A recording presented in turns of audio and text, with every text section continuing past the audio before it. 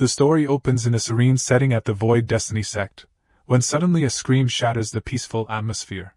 A beautiful girl appears, speaking in a very sharp tone, calling out for the next person to come forward to receive their spirit stones. Next up, Lin Xian. When his name is called, the young man beams with a bright smile and exclaims, "Yes." He clasps his hands in a respectful gesture, introducing himself, Lin Xian. Disciple of Qin Haifeng, greetings to the elder. She hands him a pouch, saying, "Here you go, this is your spirit stone for this month." He bows his head and replies, "Thank you, elder." The young women present at the sect are completely mesmerized by his handsome looks, wondering who he is, so incredibly handsome.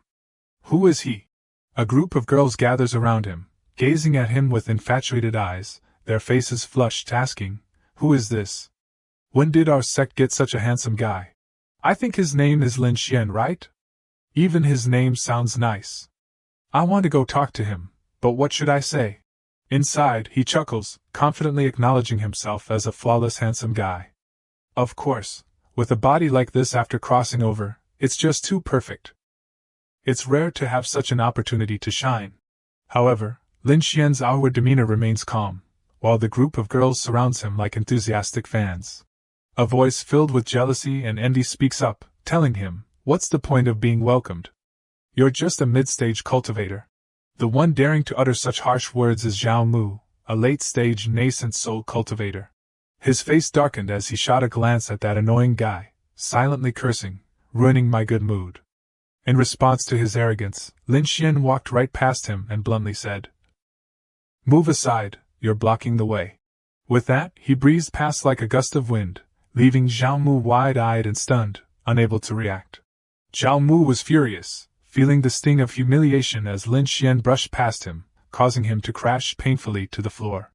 Unable to endure this humiliation, he turned back to glare at Lin Xian, threatening, "You're just at the mid-stage of the nascent soul, daring to act so arrogantly. If you don't want to end up dead and buried, you better come apologize." Seeing Lin Xian walk away without a care, the arrow of resentment shot through him. Damn it, how dare he ignore me? Even after Lin Xian had walked quite a distance, he could still hear Zhao Mu's loud complaints. Gritting his teeth, he cracked his knuckles and muttered to himself, "What bad luck, ruining my chance to flirt." Humiliated in front of so many people, Zhao Mu was determined to settle the score. "If you don't know how to respect your senior, I'll teach you how to show proper respect." A nearby senior brother, noticing the tension, quickly intervened, "Zhao Mu, he's just a mid-stage nascent soul. Let it go." Gripping his weapon, Zhao Mu replied, "Don't worry, I won't kill him, but I'll make sure he can't take care of himself for half a year." Zhao Mu gathered all his strength and leaped high, preparing to deliver a devastating blow to Lin Xian. "You like to act cool, huh? Let's see the difference in our powers." A gentleman's word is his bond, and he spun in midair, creating countless sparks of electricity. The sheer force sent rocks flying, creating a loud crash. Meanwhile, Lin Xian continued walking forward, completely unaware that someone was plotting to ambush him from behind. As the surge of power approached, he slowly turned around, only to find Zhao Mu's strength enveloping the area in thick smoke. Zhao Mu's eyes widened in shock as he realized Lin Xian had vanished without a trace. Still dazed, he couldn't believe it. Where did he go? Suddenly, a figure shot towards him from behind. In a miraculous twist, Lin Xian had managed to teleport behind him without anyone noticing. With a smirk, he taunted, "Is this really the power of the late-stage nascent soul?" Hearing a familiar voice echoing in his ears, he immediately turned to look. Lin Xian had dramatically turned the tables, putting Zhao Mu from an offensive position into a defenseless one. This was it. He didn't want to waste words on this ungrateful guy, so he swiftly unleashed a powerful attack aimed at him. A massive energy sphere was created, piercing through Zhao Mu's body. He was sent flying far away, dragging along a long trail on the ground. In the end, Zhao Mu faced a bitter and humiliating defeat at the hands of Lin Xian, curled up and looking pitiful, coughing violently and spitting out blood. Using all his remaining strength, he lifted his head and weakly asked, What is this? No, how could he have such a divine cultivation level? Lin Xian took a deep breath to regain his composure, then smiled at him and said, "Thank you, Zhao Mu, for helping me stretch my muscles. The other brothers present witnessed the entire duel, all of them astonished, and unable to believe it. How could it be that just half a month ago, during the elder's selection of disciples, he clearly only had mid-stage nascent soul cultivation? How could someone break through 2 levels in just half a month? The ladies were increasingly captivated by a talented and handsome guy like Lin Xian. Lin brother is just too handsome. After the duel between Lin Xian and Zhao Mu ended, he made his way up the high mountain, pondering as he walked. It seemed that what they thought of him before was not due to poor aptitude, but rather, he had finally arrived at the place he needed to be. He proactively approached and opened the door, murmuring to himself that it was due to insufficient training resources. Lin Xian recalled what had happened 10 days ago, when he sat down seriously to express all his thoughts to his master. Disciple feels that this title is truly unsatisfactory. His master was a stunning beauty named Yuqing, who lay comfortably on the bed and asked, "What's the problem?" He scratched his head and stammered, "It's not a big issue, it's just that." Before he could finish, Yuqing stepped down, approached him, and lifted his chin with her fan, questioning, "On your first day of joining, you dare to oppose me?" Suddenly, his gaze shifted downward. It turned out he was distracted by the 2 impressive hills of his master. He thought to himself, "Honestly, my master has developed quite well. Although I'm preoccupied with other things, I still can't forget to respond to my master. I wouldn't dare, disciple wouldn't dare." Suddenly, a piercing scream echoed through the air, revealing that Yuqing had discovered Lin Xian's lecherous nature. In a fit of anger, she struck him hard in the eyes as a warning, then quickly turned away, scolding him for his lack of respect. After that blow, he clutched his eyes and rolled on the ground, wailing dramatically, "My eyes." Suddenly, she tossed the sword down in front of him, saying, "If that's the case, let's settle this right here. This is for you." His eyes lit up with excitement when he received such a beautiful sword. He cradled it in his hands and cheerfully asked, "Master, what level of magical artifact is this? It looks so impressive." She stood confidently with her arms crossed and replied, "Are you talking about this? It's just a bit shy of the celestial grade." Lin Xian felt a bit skeptical about his master's answer, so to verify its authenticity, he pulled out a magnifying glass to examine this treasured sword. After all, people claimed that the sect's signature artifact was merely at the celestial level. Hearing his words, Yuqing got angry and demanded it back, saying she didn't need it. Little did she know, he quickly hugged the sword to himself and grinned, saying, "My master bestowed this upon me, how could I dare refuse?" She secretly praised Lin Xian's quick thinking. That little rascal sure knows how to make a getaway. While she was at it, she decided to check in on him. "By the way, what level of cultivation are you at now?" He honestly replied that he was already at the mid-stage of the nascent soul, but to his surprise, his master burst into laughter, mocking him. It was quite embarrassing. At his age, he was already on the verge of ascension. Little did I know, he dropped a line that left the master frozen like a statue. So if he's that impressive, how did he end up as the weakest elder in the sect? Noticing that his master seemed a bit displeased, he quickly brushed it off and said, "I was just joking, master. Don't take it to heart. By the way, how old are you turning this year?" Faced with Lin Xian's incredibly rude questions, Yuqing's anger hit an all-time high. She delivered a knockout punch right to his jaw, asking if he even knew how to respect a master. "Qua so high, Anchang and Hanchong doi senkech hoi kak, they xian hoi su fu nam ne bao nu tuoi, ko ta hat mai tok dai qua minare sao roi tra loi, dung hoi. Hoi chin la 18 that are de la 18 song roi." In response to that answer, he could only flash a confident smile, mixed with his adorably clueless expression. "My master definitely has some issues." Yuqing placed her hand on his shoulder and spoke with an extremely serious tone. "If you are my only disciple, then the mission of restoring Qin Hai Feng is now yours." He secretly wondered to himself, has our Qin Hai Feng ever been glorious? She turned around and told him, "Right, from now on, except for my room, all the forbidden areas on the peak are open to you. I have some matters to attend to and will be away for a while. The grand competition is in half a year. When I return, if you cannot achieve first place in the competition." He was curious about the master's warning. What will happen if I don't get it? Lin Xian jumped in shock when he saw the scene unfolding before him. Yu Qing was furious. She pulled out a rope as a threat to him. What's wrong? Do you want to look good? He trembled in fear, knowing he had to obediently comply. Yes, yes. Before leaving, she reminded him not to be lazy about cleaning and feeding the spirit beasts I raise. Lin Xian smiled and waved goodbye to his master. Got it, master, travel safely. After she left, he stood inside, letting out a long sigh of helplessness about his fate. Without guidance or imparted skills, how could he possibly win first place in the competition? Who told him to become a disciple of the weakest elder in the sect, who is so unreliable? Lin Xian stood frozen in front of the door, pondering, no matter how you put it. He gently touched the door in front of him, then stood tall, ready to face whatever was about to appear. Cultivation is the true path. Suddenly, he stared in astonishment as he saw a scene before him that felt like stepping into another world. A vast and peaceful forest unfolded right in front of Lin Xian. The concentration of spiritual energy here is so high. Could it be that my master has been here all these years?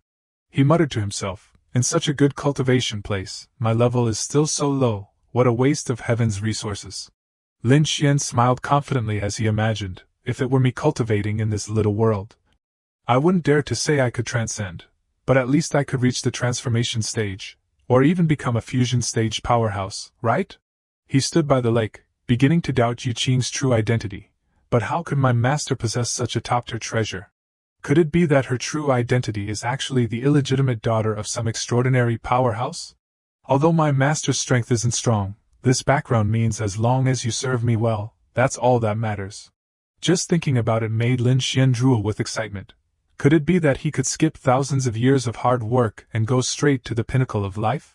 Suddenly, a strange girl stepped out from the forest to greet him. Finally, someone had arrived. Her unexpected appearance startled him. Who would have thought there would be someone here? She smiled brightly, exclaiming that he was quite the handsome guy. Lin Xian's hands and feet trembled, and his face showed a mix of panic and silent speculation. Could this possibly be the master's secret daughter? Oh no, his dream of cozying up to a wealthy lady was shattered, completely shattered. He sank to his knees, clutching his head in disappointment. With a heavy heart, he wiped away his tears. The master already had a daughter, it seemed he had no chance now. The girl took the initiative to strike up a conversation with him, asking if he was the master's disciple. He quickly replied yes and asked who she was. She cheerfully introduced herself, saying, "My name is Yurong, and that willow tree is my true form. I've been here since I gained consciousness." Curious, he asked if she was the only one here. She readily answered, "No, besides me, there's also my sister Xian Ran." Lin Xian's lecherous thoughts resurfaced, imagining a girl with a captivating figure. These two names seemed a bit suspicious. After getting acquainted, he clasped his hands in a gesture of request, saying, "If that's the case, I hope you two will take care of me in the future." Yurong awkwardly waved her hands in refusal, saying, No, you're the master's disciple, and I'm just a spirit tree that the master casually planted years ago."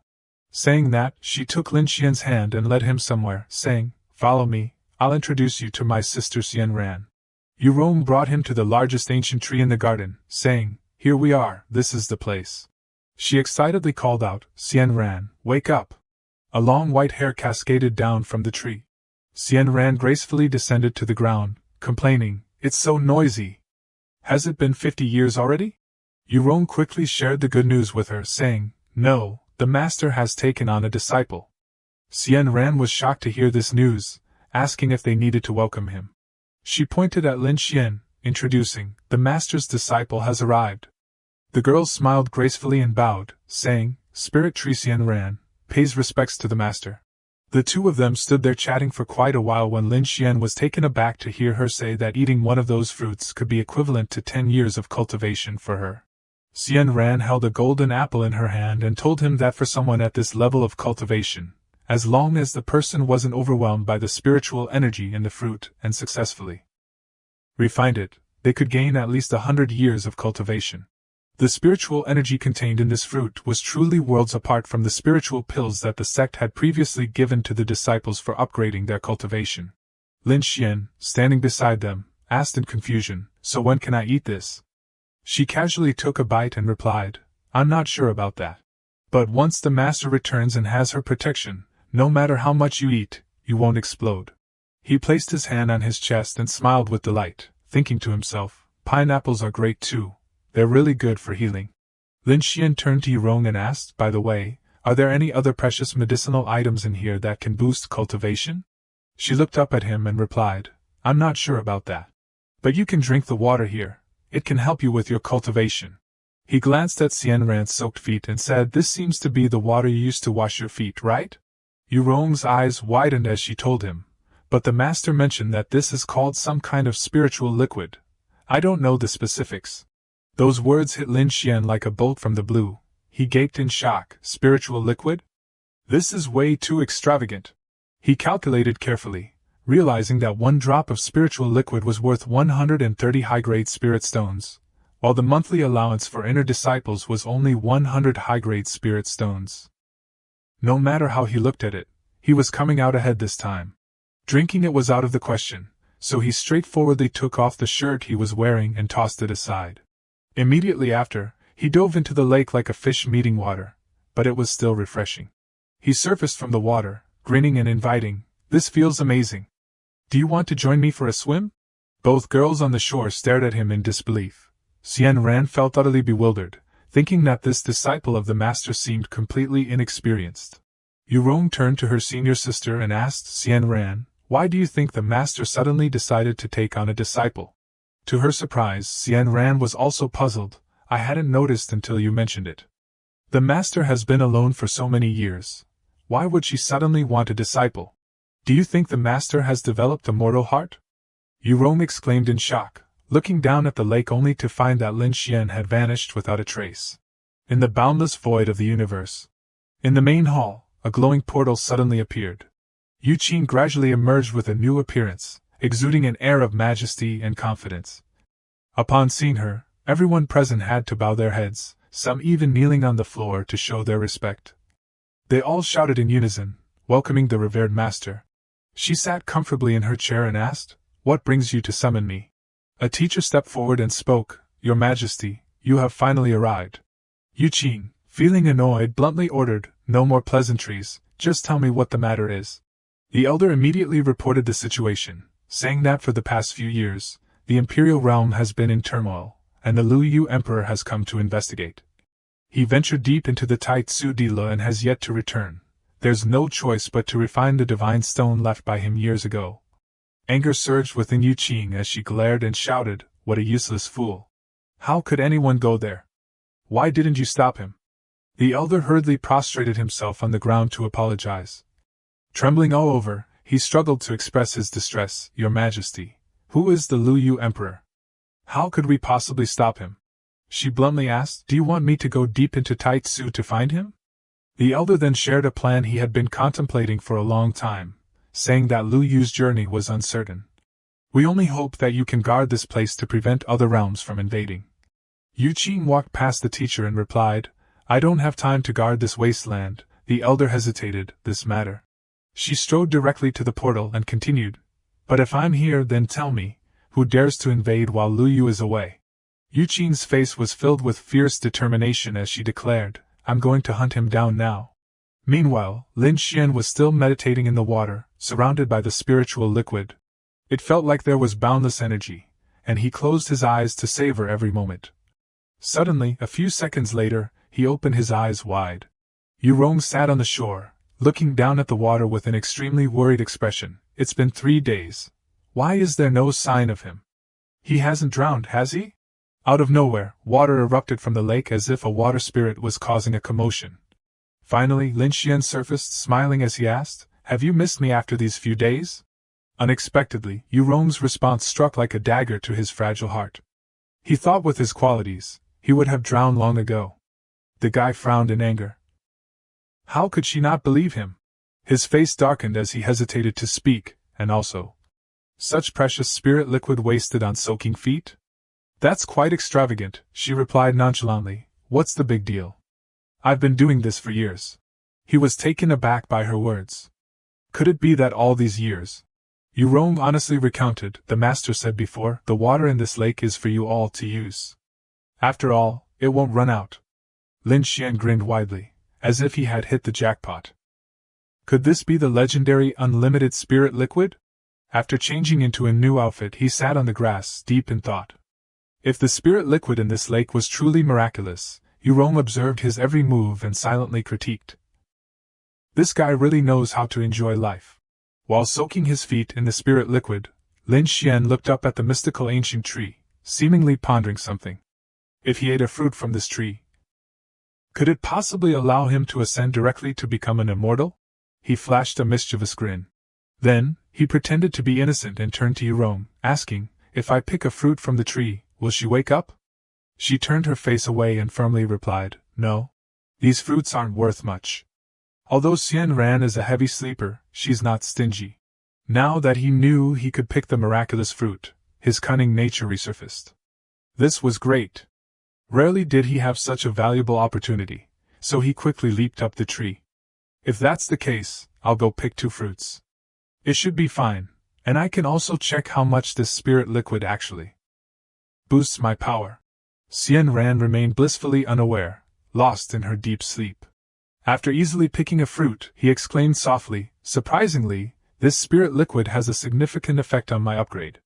Yurong, standing below, reminded him helplessly. "Don't get too cocky now." Lin Xian stared intently at the golden apple, weighing his options carefully. If he ate this now, his strength would likely increase, and he could definitely ascend.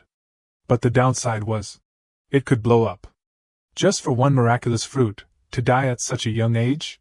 He could only let out a long sigh, putting the miraculous fruit in his bag and walking away, saving it as a trump card. If he faced a deadly crisis in the future, he would eat it, seeking a glimmer of hope for survival. Yurong clapped and praised him for this wise decision. "Well done, indeed I did not misjudge you. I knew the Great One would not indulge in this fruit just for a slight boost in cultivation." In the dark and savage land of Dilo, the teacher and everyone else tried to dissuade Yuqing, warning her of the dangers lurking in Dilo, asking the emperor to reconsider.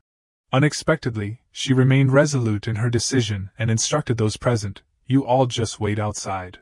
After saying this, she entered the cave alone to confront the enemy, and even the master of this place had to commend Yuqing for her bravery, daring to charge in alone. "It seems you do have some skills, being able to break through my barrier and enter the land of Dila. It seems I really underestimated you, little girl." The emperor of the land of Dila sat confidently in his chair, smirking as he said, "It seems I really underestimated you, little girl." Yuqing shouted angrily, "Where is Lu Yu?" He maintained a very arrogant demeanor, saying, "I don't know about that, but—" Then he snapped his fingers, and a group of maidservants arrived, bringing many precious items. He added, "It's not every day we have a character like you visit our land of Dila. So we can't let you leave empty-handed. We must give you a gift to commemorate your arrival. How about a contest with our celestial emperor here?" Yuqing, unafraid, replied, "If that means I can find out Lu Yu's whereabouts, then go ahead." The king of the land of Dila began to activate the formation, laughing loudly and saying, "You have quite the bravado. Let me see your strength." Yuqing possessed formidable magical abilities, and she unleashed her spells to counter his attacks. She created a protective barrier around herself, blocking his mediocre spells. Then she smirked and provocatively said, "Is this all the strength the people of Dila have? Well then, let me show you just how lacking I am." Meanwhile, Lin Xian was cultivating, feeling delighted and smiling broadly, saying, "I've made significant progress again. This is absolutely fantastic." The innocent and adorable little fairy Yurong asked, "What does absolutely fantastic mean?" Hearing this, Lam Huin could only chuckle awkwardly and reply, "It's nothing really." He looked at the surge of power he was holding, feeling a bit doubtful. Although this time his cultivation speed was faster than before, the breakthrough to the next realm was still quite slow. Yurong, being clever, chimed in. Xian Ran's sister said it's because a large amount of spiritual liquid has been stuck in your meridians, which is why your spiritual power suddenly erupted before. But that lady also mentioned that your meridians were quite mysterious and strange before, even having 2 unusual segments. After that, the little fairy turned around with a gleeful smile and said, "So the fact that you can cultivate is already a great talent." Lin Xian thought to himself that it seems he would have to wait for his master to return to ask for more details about this situation. But then again, where did she actually go? Shifting the scene back to the Dila territory, Yuqing had quickly defeated him, and he was now sprawled on the ground, a mess. Yu Qing pointed her sword directly at him. Her tone was quite bold. It seems the so-called celestial lords of the imperial land are just like this. Suddenly, a loud shout rang out, "Father!"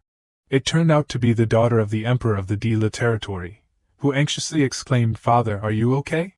He shouted out of concern for his daughter's safety, "Wu Heng, hurry up!"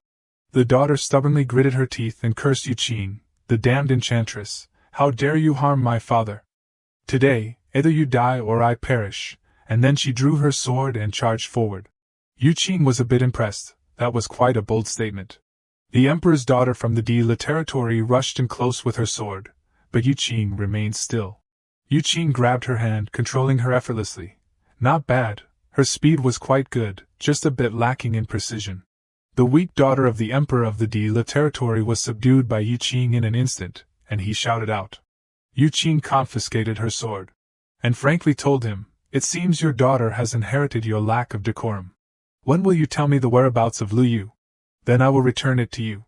After that, Yu Qing took his daughter away. Since he refused to cooperate from the start, he had to accept this outcome, helplessly shouting, "Wu Heng is mine." Meanwhile, Lin Xian was imagining the scene of meeting Yu Qing, where he would ask in bewilderment, "I heard your master is the strongest in the world," to which Yu Qing would reply, "Yes, I am very strong. Do you want to try?" Shifting the scene to Lien Tianfeng. Lin Xian was happily strolling down the street when a guy who seemed to know him was astonished to see him. He whispered to everyone, "Look, that's Lin brother, the one who defeated Zhao Mu at the sect last time. I can't believe he was hiding his true strength, playing the fool to catch the tiger. I thought he could become an inner disciple just because of that handsome face. How could this be? The elder is one of the 360 peak masters, how could he be so shallow?" Lin Xian could hear what they were saying, but he didn't pay much attention, always confident in himself. Lin Xian stepped into the training hall, where Elder Lu and the disciples were practicing.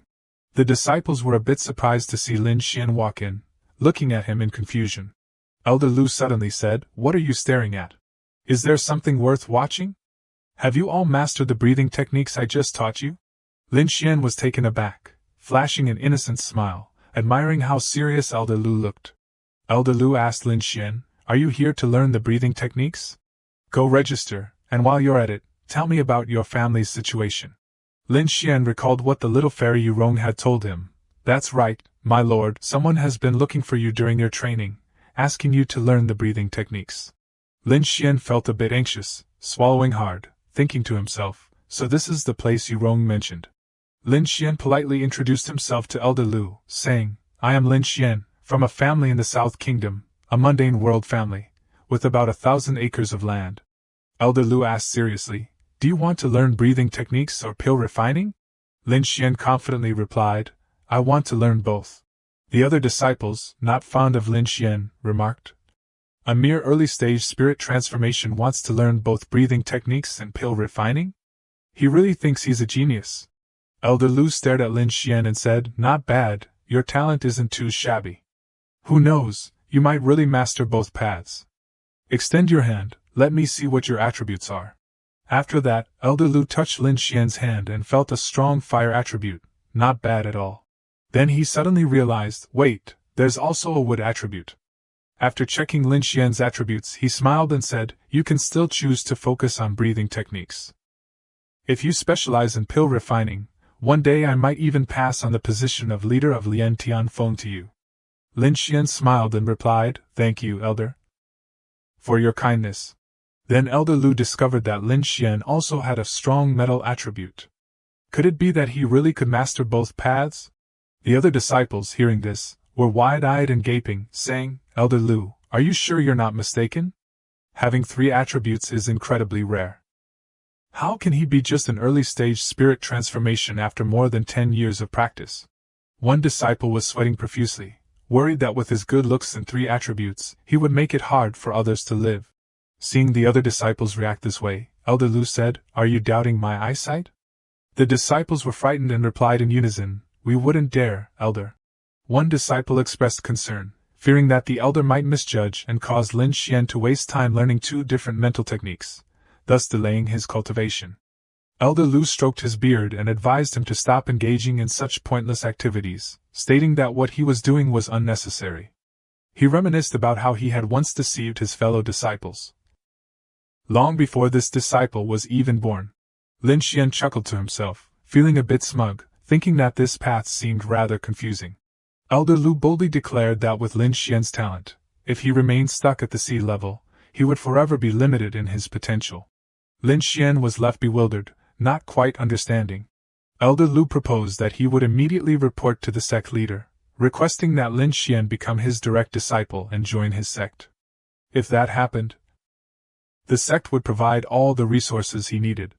What did he think about that? The other disciples were anxious, noticing the elder's expression darkening. Was the master really going to pull that move? Elder Lu continued to persuade, asking, "So, kid, are you interested?" The other disciples sensed an ominous vibe. Lin Xian's face turned pale as he thought, what kind of old man is this? Is he into some strange preferences regarding a young man? He waved his hand and politely declined Elder Lu, saying it wasn't possible. My master has been kind to me. I cannot abandon him. Thank you for your good intentions, Elder Lu. Everyone was shocked to hear Lin Xian refuse Elder Lu, thinking, this kid is turning down the elder?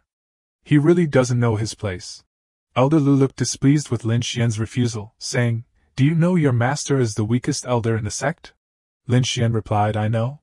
Elder Lu continued, with her cultivation level, she won't be able to fully unleash your potential, and in the end, you'll only be diminished. Elder Lu added, in my many years, I rarely encounter a talent like you, his tone tinged with regret. I don't want to see you wasted. Lin Xian firmly responded, I've made my decision. I hope Elder Lu won't make it difficult for me. Seeing the elder's face twist in regret, he said, if that's the case, I won't force you. Just remember, you might regret this later. At that moment, Elder Lu seemed to recall something important to tell Lin Xian. He tapped his fingers on the table, revealing a ring he wore. Elder Lu opened his palm and said to Lin Xian, This is the alchemy furnace and pill furnace I used 500 years ago. The quality may not be high, but it's enough for you to use right now. As he spoke, the elder patted Lin Xian on the shoulder and added, Take good care of it.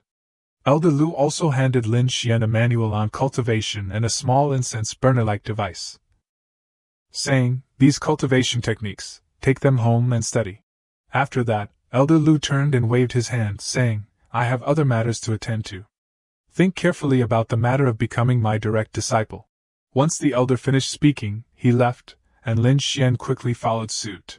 The onlookers seemed envious and frustrated with Lin Xian. Lin Xian addressed the group, What's wrong? Do you guys want to fight me for my alchemy furnace? The group replied, Junior brother, you're overthinking it. We're all disciples of the sect. We're happy for you, not looking to snatch your things.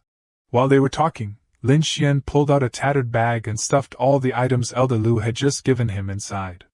The group looked annoyed and said, Do you even know how to respect your seniors? We're having a conversation, and you're busy doing this. Where did you even get that ragged bag? Lin Xian replied with a teasing expression, I'm just listening, senior brother, you're too kind. He slung the bag over his shoulder and continued, I wish you a bright future. I have some matters to attend to, so I won't disturb your cultivation any longer. With that, Lin Xian left. The scene shifted to the guest room in Liantianfeng, where Elder Wang and Elder Lu were conversing. Elder Lu said, A talented disciple like Lin Xian, why did we let Yu Qin take him before? Isn't that just delaying his progress? Elder Wang sipped his tea and replied, Elder Lu, there's no need to be like that. I've heard about his situation. Isn't he just a nascent soul-stage cultivator hiding 2 levels of cultivation?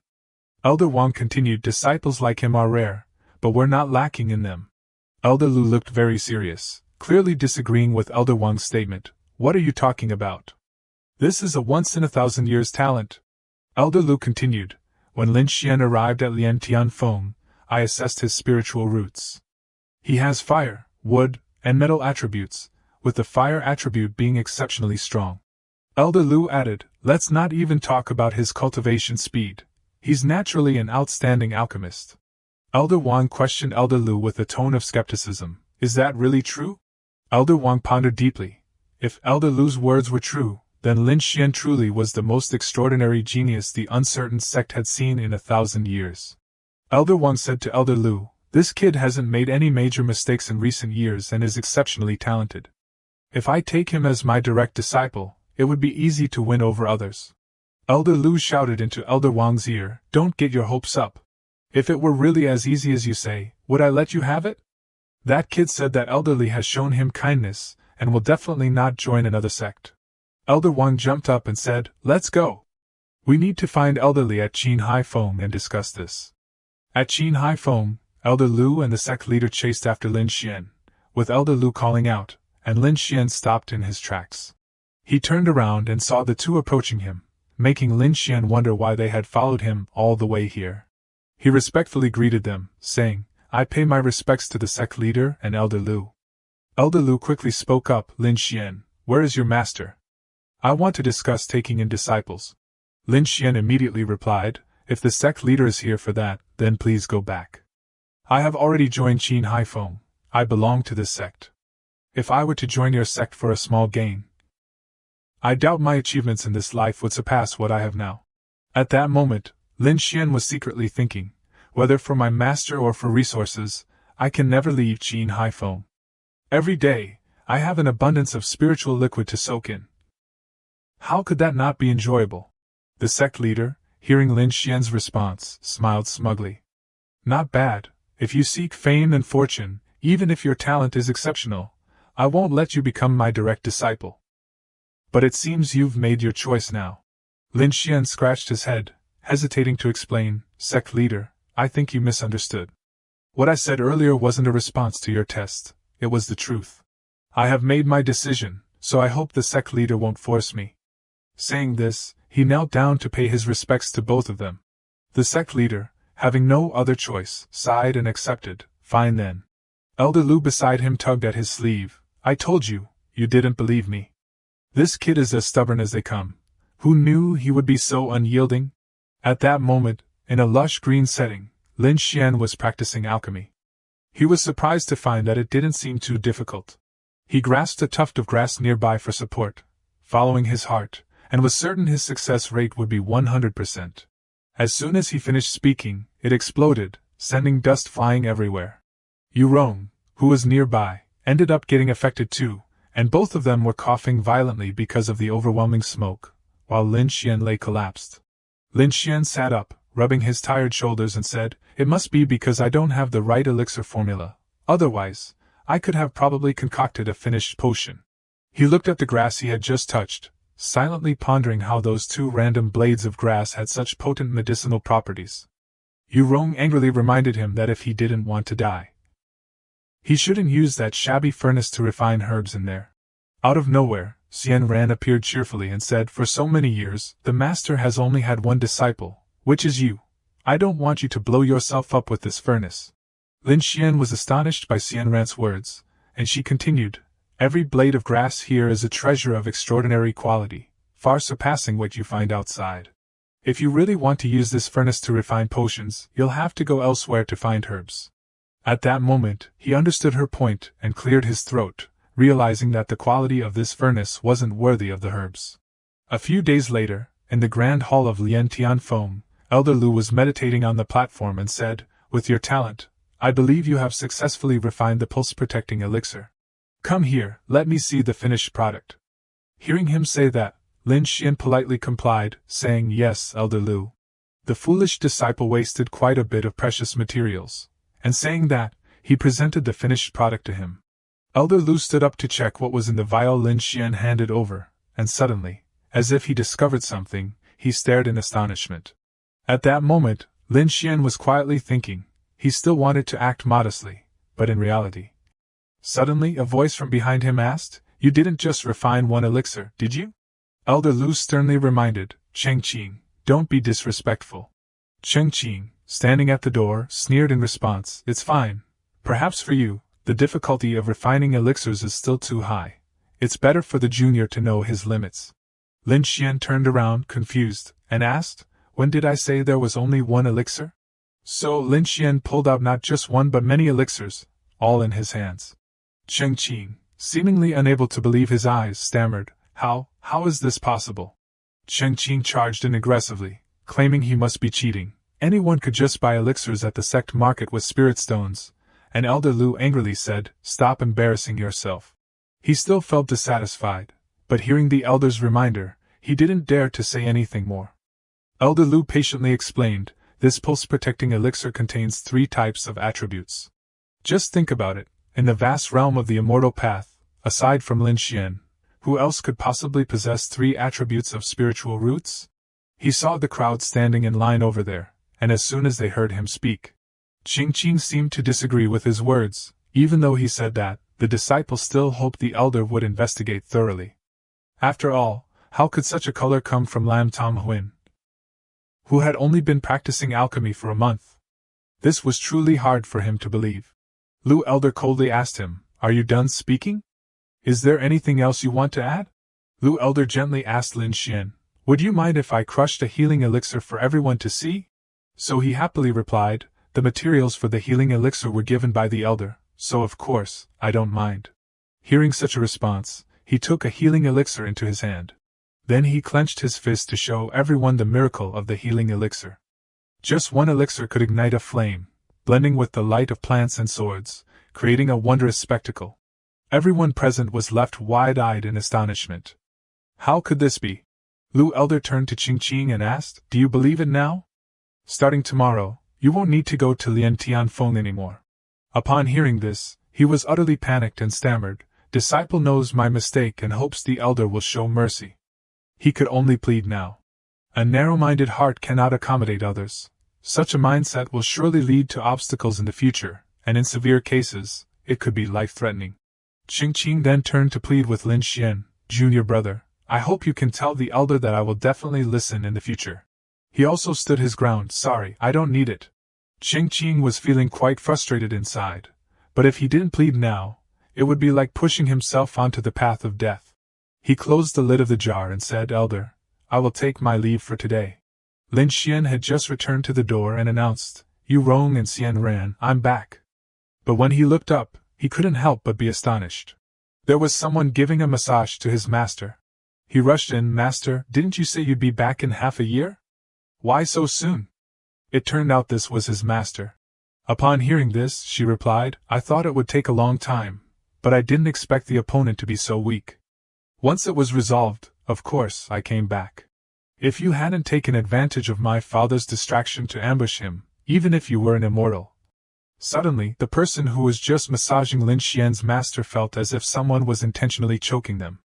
"Not only have I sealed all your cultivation, but I've also set up a restriction. Everything that happens here cannot be spoken of outside, but of course, you can continue to try." Lin Xian noticed her grip on her throat and her pale face, so he asked, "Are you okay? I never expected someone of your status to be here, taking on a useless disciple like this." Those words seemed to slip out of her mouth. Her words ignited a fire within him, and rolling up his sleeves, he boldly declared, "Even if your spiritual energy is stronger than mine, what you said is too much. Just because I'm not roaring like a tiger doesn't mean you can treat me like a pushover." His master, tired, interjected, "All right, you two stop arguing. Let me formally introduce her. This is Wu Heng, who will be in charge of the Qin Haifeng translation. She'll handle the cleaning and trimming of the flowers. Even though she's just a servant, you can't just sit around and insult her. And definitely don't sneak into her room at midnight to do something beastly. I don't want to be helping you with a child." Next year, he subtly reminded Lin Xian. Lin Xian was taken aback, scratching his head, thinking, "Why do I feel like my master is speaking in reverse?" Lin Xian leaned closer to Wu Heng, wondering how this girl managed to provoke his master, making her, who was usually gentle and refined, resort to such underhanded tactics. Wu Heng, not believing what she just heard, immediately retorted, "Gentle and refined? Are you sure about that?" She noticed him staring at her and, feeling scared, asked, "What do you want?" She shouted, "If you insult me like that, my father won't let you off the hook." It was unclear what the two had discussed, but when Yu Qing appeared, both jumped in surprise. She shot a sharp glance and smiled faintly. Lin Xian understood her cue and signaled back. At that moment, Lin Xian asked Wu Heng, "If my master says no next year, what about the year after?" Wu Heng froze, speechless. His master placed a hand on Lin Xian's shoulder and said, "All right, it can be taught. The responsibility of reviving Qin Haifeng is now yours. Lin Xian was overjoyed, grinning mischievously as he said, "Don't worry, master, I'll handle everything." He then moved closer to Wu Heng, who screamed, "Don't come any closer." His master said, "Great, get ready. Tonight, take care of her." Lin Xian laughed and replied, "Got it?" Wu Heng, terrified, stammered, "You guys. Master, she looks like she's about to cry. Shouldn't we stop scaring her? Is the master like someone who jokes around?" Lin Xian suddenly exclaimed, "Is this for real?" Wu Heng trembled behind him. She immediately knelt down, saying, "I know I was wrong. During this time, I definitely won't have any ulterior motives and won't contact the Emperor proactively." Yu Qing asked if she was sure she wouldn't let her enhance the family bloodline, just to pass it on to the next generation. Lin Xian suddenly interrupted, "Maybe let's skip that. Right now, the most important thing is to focus on training. Otherwise, I would be letting down my master for all the great resources." Master Yu Qing replied, "All right then. Let's not talk about that anymore. This time, I have prepared something for you." Suddenly feeling unwell, she collapsed, thinking, "Oh no. Master, what's wrong with you?" She trembled, "I'm fine." Then she pulled out a sparkling blue bracelet from her sleeve, saying, "Here, this will help with your training." Master Yu Qing left right after that, and he ran after her, asking, "Master, you have to tell me how to use this. Let Wu Heng explain it to you." He wondered, if you're not going to say anything, why get angry? It's really confusing. After leaving, Yu Qing cried, and there was a wound on her hand. It seemed she had been careless during the last battle at Dilo. Lin Xian asked Wu Heng, "Hey, can you help me figure out what this is?" Wu Heng suddenly shouted and launched an attack on Lin Xian, saying, "You little ant, how dare you disrespect me? I'll make your soul perish." Lin Xian replied, "As long as that love-struck girl isn't here, taking you down will be easy." Then, she made her move against Lin Xian. But for some reason, her strength didn't manifest. Lin Xian laughed, "What are you trying to do? If you want to win me over, at least give me a proper back rub. What do you mean by patting your chest? Moreover, it seems like you haven't eaten. Don't you know that giving a back rub requires some strength?" She cried, "I was wrong, I won't do it again." Lin Xian suddenly asked, "What's wrong with you? Are you okay?" Wu Heng asked, "What exactly is your relationship with her? She just gave you this precious item. Are you stupid? Didn't you hear her call her master earlier? Speak up. Are you mute?" Lin Xian shouted. She thought, "Do you think I don't want to talk? If it weren't for that curse seal, I would have killed you 100,000 times already." This foolish Lin Xian scrutinized the bracelet, wondering what was so special about it. Wu Heng thought, "Even if you got caught in a storm like this, you wouldn't know how to use it. I wonder what secrets lie within this bracelet from Yu Qing. Let me channel my inner energy and see what's inside." Wu Heng entered the circle, and the surrounding space felt as vast as the universe. Inside, there was an overwhelming power of the great Tao. If used to break through to the immortal emperor level, this truly is the best place for secluded cultivation. Lin Xian called out, "Hey, are you okay? Wake up." While shaking Wu Heng, she wondered why her eyes were suddenly so vacant. "You need to get up. Why aren't you awake yet? Am I being too gentle? If I push a little harder, I might just ascend." Wu Heng mumbled back, "No, it's not too gentle. If you push harder, I might just fly away." Wu Heng finally woke up. "Stop calling me hey. I have a name." "So what's your name?" "I'm Wu Heng." "Heng King, huh?" Lin Xian teased. Wu Heng snapped, "You were definitely pretending to be clueless before. If you recognized me, why aren't you kneeling before me?" He thought to himself, "I just happened to think of phonetics from my past life. How did I get so familiar with her?" Lin Xian replied, "This is a misunderstanding. By the way, you still haven't told me how to use that circle." Wu Heng explained, "Simply put, cultivating inside means you get double the time compared to others." He was taken aback. Is it really that powerful? If this is true, I'd be defying the heavens. Wu Heng scoffed, looking at Lin Xian's clueless expression. "How did Yu Qing even recruit you?" Lin Xian shot back, "So what if some people have seen the world? Aren't you just stuck doing menial work here at Qin Haifeng?" Wu Heng clenched his fists in anger. "How dare you say that?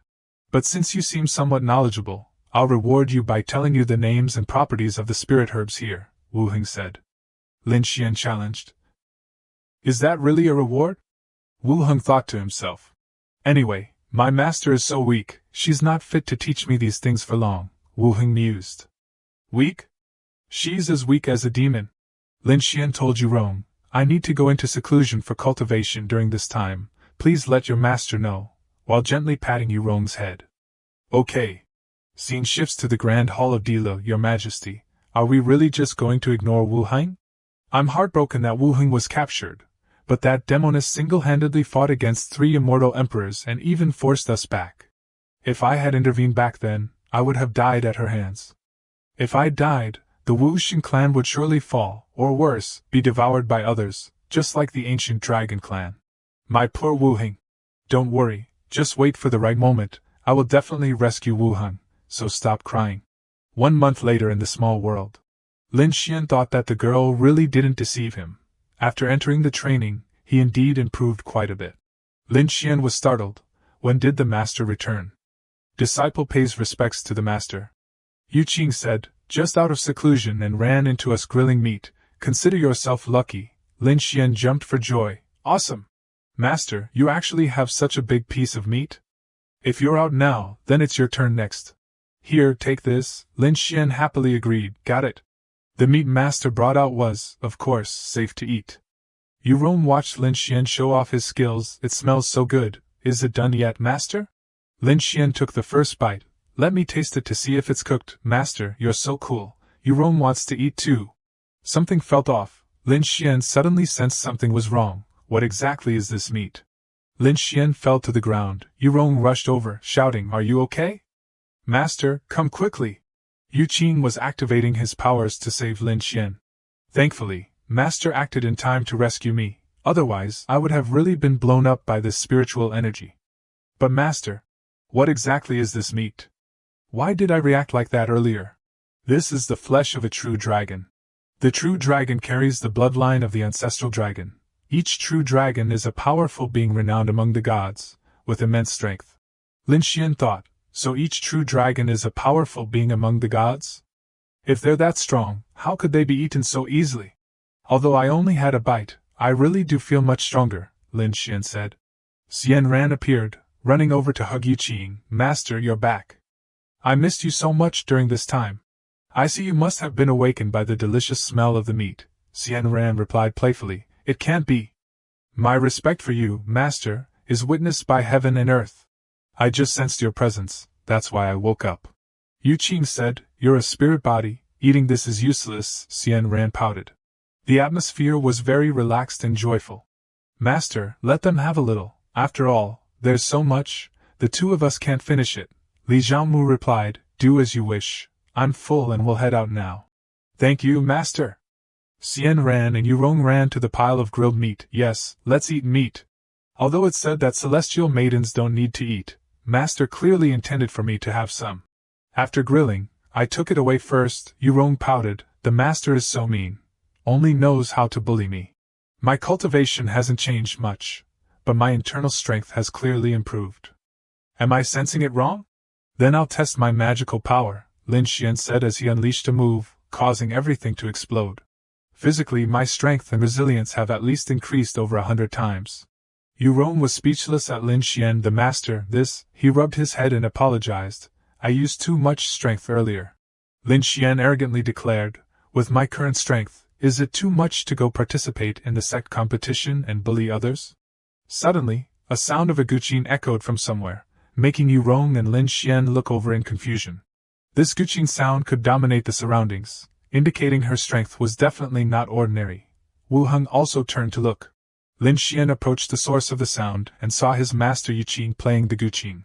2 months ago, in the Grand Hall of Qin Haifeng, Lin Xian angrily said, Damn it, not a single elder prepared to recruit a genius like me. One day, I'll make them regret it. Suddenly, a voice called out his name. Lin Xian, wait. Yu Qing appeared. Come with me. Lin Xian hadn't thought she was calling him. Could it really be me? Who else could be named Lin Xian? He was overjoyed. The elder of Qin Haifeng actually chose an unknown person like me among hundreds of thousands of outer disciples. Could it be that I'm finally about to turn my life around? Awesome! Yu Qing said, "You can see this as the drumroll before the Grand Sect competition tomorrow. If you lose, you'll know my wrath." Lin Xian confidently declared, "I will not disappoint my master's expectations, and I'll make Qin Hai Feng the top sect among the 360 elders." "Then I'll be waiting for your good news here," he asked. "Won't you come to cheer for me, master?" Yu Qing leaned into his embrace, making him blush with embarrassment. "What's wrong? Don't you have a little confidence?" He hesitated, unable to say a word. She suddenly blew lightly on his face and burst into laughter. "Why can't you handle a little teasing?" Meanwhile, he was so shy he felt like he might faint. Perhaps all the hardships of 2 lifetimes were just to help me meet my master. In the square of the Immortal Sect Championship, countless people were gathering at this moment. It turned out that today was the day of the Grand Sect competition, and suddenly a voice rang out, welcoming the elders of the sect. The grandeur of the event left everyone in awe, their mouths agape in admiration. At this moment, the sect leader spoke up, and in the blink of an eye, 100 years had passed. The sect welcomed many young members, and everyone present was part of the celestial sect, destined to become its backbone, witnessing and actively contributing to the strength of the sect. The content of the Grand Assembly and its regulations are likely already known to the esteemed masters, so there's no need to go into lengthy details. What he said left Lin Xian quite puzzled. "Wait, don't they all seem to know everything already? But before I left, my master didn't mention anything." He sighed, thinking, "Well, I guess I'll just let them have their moment," and stepped back. After a while, the sect leader issued a command, stating firmly that mutual slaughter was strictly prohibited. To showcase their power, the elders collectively created a formation. The sect leader then explained that this was the barrier to the entrance of the otherworldly realm for this competition. Passing through the barrier would lead to the venue of the grand contest, within the secret realm of Chomping. The disciples participating in the contest were invited to step forward to receive their jade tokens. Soon, it was Lin Xian's turn. However, at that moment, the sect leader suggested, "You don't need to participate anymore, just come and be my direct disciple. Why bother fighting for your life here when you could enjoy a more comfortable path?" The sect leader's favor towards Lin Xian sparked envy among the other contestants. "How lucky! I wish the sect leader would invite me personally. Is it just because he looks good? He only has a basic 3-element spiritual root." Meanwhile, the sect leader felt a surge of excitement. Lin Xian had just seen his own strength.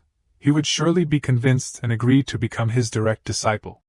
Yet, to the heartfelt proposal from the sect leader, Lin Xian turned a blind eye, politely declining the kind offer. "After all, my master has treated me well. I would rather remain loyal to him." Hearing such a rejection was like a thunderbolt to the sect leader. Instantly, numerous other contestants expressed their jealousy. "How annoying! Can't he go a single day without making enemies? He really doesn't know what's good for him." The sect leader sighed. "One day, you will understand my struggles." After everyone received their jade tokens, the judges announced that those with tokens should proceed into the secret realm of Chomping for the examination. Upon entering the secret realm, Lin Xian was somewhat surprised. The concentration of spiritual energy here was at least twice as abundant as outside, but compared to that small world, it still fell short. He held the jade tablet in his hand, thinking he understood, but ultimately, the rules of the competition were not written anywhere on this tablet. Just as he reached a tree, he suddenly noticed someone meditating there, and decided to ask if that person knew anything. Lin Xian's appearance was also noticed by the other person, who asked, "Who's there?" He quickly stepped out, laughing loudly, "You've been surrounded by me alone." In his mind, the other person seemed to be in pretty bad shape. The other person coldly questioned, "Aren't you going to take the time to stabilize the chaotic energy in your body? Are you just running around trying to get yourself killed?" However, he just scoffed and replied, "Tell me everything about the competition, and I might consider sparing you. Otherwise." At that threat, the other person suddenly got angry. "Don't think that just because the sect leader values you, you can look down on everyone. If I get cut off for a short time, I can't use my energy for an hour. If it's longer, 2 or 3 hours. Do you really think I'm afraid of you?" The other person's attitude gradually excited Lin Xian. It seemed he wasn't planning to talk. Yet, the other person even taunted him, "I won't hide it from you. I've trained my body extensively. If you want to deal with me, you're still far behind." Suddenly, Lin Xian changed his tone, becoming loud and aggressive. In an instant, he unleashed a technique and charged forward, creating a massive explosion in the forest. With just one strike, he could take the other person down. How could it be? Why were they able to use their full energy? Meanwhile, Lin Xian felt a bit foolish, wondering, isn't my master coming to watch this competition? Is my master so confident in me, or… Back with you, Rome, she chimed in, reminding everyone to support the team at the Banbio Guild. Seeing the other person rambling on, he spoke up, stop mumbling to yourself. I'm giving you one last chance. Tell me everything you know. Unexpectedly, his actions were noticed by other contestants. They immediately criticized, sect leader Lin Xian is cheating. He's definitely using an external object to suppress the energy fluctuations in his body. Otherwise, how could he be completely unharmed? The sect leader had to explain the situation. The independent secret realm outside the original realm does indeed cause energy fluctuations in the body. But what I haven't told you is that as long as the body is strong enough, it can withstand the spatial shifts during transmission. Moreover, there are currently no artifacts that can prevent these fluctuations. Hearing this, everyone was in a state of panic. If that's the case, doesn't it prove that Lin Xian's body is stronger than everyone else's here? So the sect leader had to ask everyone to keep watching. It had been countless years since anyone in the Immortal sect had a talent as extraordinary as this. Back inside the secret realm, Lin Xian remained calm as he questioned the guy, asking if he had thought it through, urging him not to dawdle. After a few moments of silence, the guy finally spoke up, explaining that as time passed, the secret realm would shrink more and more. In 10 days it would close. And whoever had the most jade tokens by then would be the winner. Hearing his explanation, Lin Xian finally realized that it meant he had to rely on his own strength to snatch from others. However, the jade tokens had special runes on them. Even if he managed to take one, he could only keep it on his person. He couldn't store it in a spatial ring. And if the token left his body, it would immediately be transmitted outside. Even if he accidentally dropped it on the ground, the same would happen. At this point, he gradually understood the rules of this tournament. Suddenly, he demanded, but I still need to test this out to see if you're trying to trick me. Let's use you as a test subject. With that, he immediately took the guy's jade token. And just like that, the guy's body slowly began to fade away. Didn't he say he would let me off the hook? After sending the guy out of the secret realm, Lin Xian felt quite pleased. When he mentioned the conditions earlier, he didn't think the guy would agree, and now it was too late to backtrack. Why not do it this way? If I follow this rule, after waiting for others to gather a certain number of tokens, I can just take them directly from their hands. Wouldn't that save more effort than trying to snatch from each one individually? In the blink of an eye, an hour had passed, and Lin Xian was still relaxed, resting on a branch. However, eventually, someone approached. Although he didn't intend to bully anyone, if someone came offering food, it would be unreasonable not to eat. He suddenly leaped down from the tree, startling the girl, who let out a surprised scream. He spoke up, scared, huh? I advise you. But when he took a closer look at her, he found himself flustered. He never expected to run into Fang Bai again. She was overjoyed to see him, thrilled to finally meet someone she knew. Suddenly, she turned to ask, is something wrong? Lin Xian shyly pushed her away, saying, we shouldn't be too close, you know. Despite that, she ignored his words, brushing them off. Forget about that. This time, many people will team up. How about we join forces? Otherwise, Qin Hai Feng will have a hard time with just you. Her sizzling appearance made him hesitate a bit. It had been years since they last met, and she had changed so much. He wondered how he could handle this overwhelming feeling. Suddenly, Fang Bai said with tears in her eyes, I don't need the jade tablet. Just protect me from being sent back while I find my team. If you can't take the jade tablet, I can help you hold on to it, okay? Overwhelmed with excitement, he could only agree with her. After all, Lin Xian was the best big brother. In that moment, a loud noise suddenly erupted, so loud that it seemed something serious had happened. It looked like the action had already begun. Lin Xian and Fang Bai hid in the bushes, watching the fierce battle unfold. Lin Xian noticed that their opponents had quite a few people, and Fang Bai, worried, urged him to back off since it was just the two of them. While talking, she accidentally dropped the hem of her outfit, causing him to blush and remind her to fix it. Lin Xian looked at the battle ahead and smiled, reassuring her, "Don't worry, I've never done anything without being sure of my chances. We'll strike when the time is right." An hour later, the chubby team emerged victorious. The chubby guy cheerfully slung his sword over his shoulder and said, "Everyone, gather the spoils." The brothers responded in unison, "Yes, boss." As they collected the jade tablets from the defeated, Lin Xian and Fang Bai slowly approached them from behind. When the two appeared, a couple of disciples recognized them and asked, "Are you Lin Xian?" He smiled and replied, "That's right. I'm here to take your jade tablets. Hand over all the ones you just collected, and I'll let you go." One disciple scoffed, "You've got quite the mouth on you. Even if those jade tablets are few, if you're delivering yourself right to us." Before he could finish his sentence, Lin Xian landed a punch right in his face. The punch was so powerful that it sent him crashing to the ground. The commotion caught the attention of the leading senior brother, who exclaimed, "What's going on over there?" When he glanced over, he was utterly shocked. What? Lin Xian had suddenly appeared and taken down his junior disciple. This kid was the weakest disciple from the Elder's Peak, known for being timid. Fang Bai watched him with admiration, exclaiming, "Wow, Lin Xian, you're amazing. I can't believe you took on two without breaking a sweat." He shyly chuckled and said, "Honestly, it was nothing. Dealing with them didn't take any effort at all." The senior brother had now gathered his team and asked, "Are you really Lin Xian from Chiohai Peak? Who would have thought that even the weakest disciple of the sect has some skills? I wonder if you can still hold your ground against so many people." He drew his sword and commanded everyone to charge at me. His brothers saw that there was only one man and one woman on the opposing side, and they all shouted in unison, "All right, let's move in and capture them." They advanced using their techniques, while Lin Xian stood still, not moving an inch. Fang Bai, watching from behind, felt a surge of fear.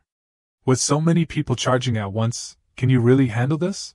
He smirked and replied, "With this level of skill, it doesn't matter how many there are. Fang Bai, you should step back and enjoy the show." Lin Xian's palm radiated green energy as he checked how much cultivation he had. A punch infused with Lin Xian's spiritual power struck the ground, causing a massive shockwave. The earth cracked beneath the feet of the charging group, and at the same time, his energy shot up from the ground to attack them. Even the leading disciple struggled to block it with his sword. This kid is something else. Just as his sword met Lin Xian's spiritual attack, the blade shattered into pieces. The aftershock from the attack sent the leading disciple flying backward. Fang Bai, hiding behind a nearby tree, worriedly thought, "Is Lin Xian okay?"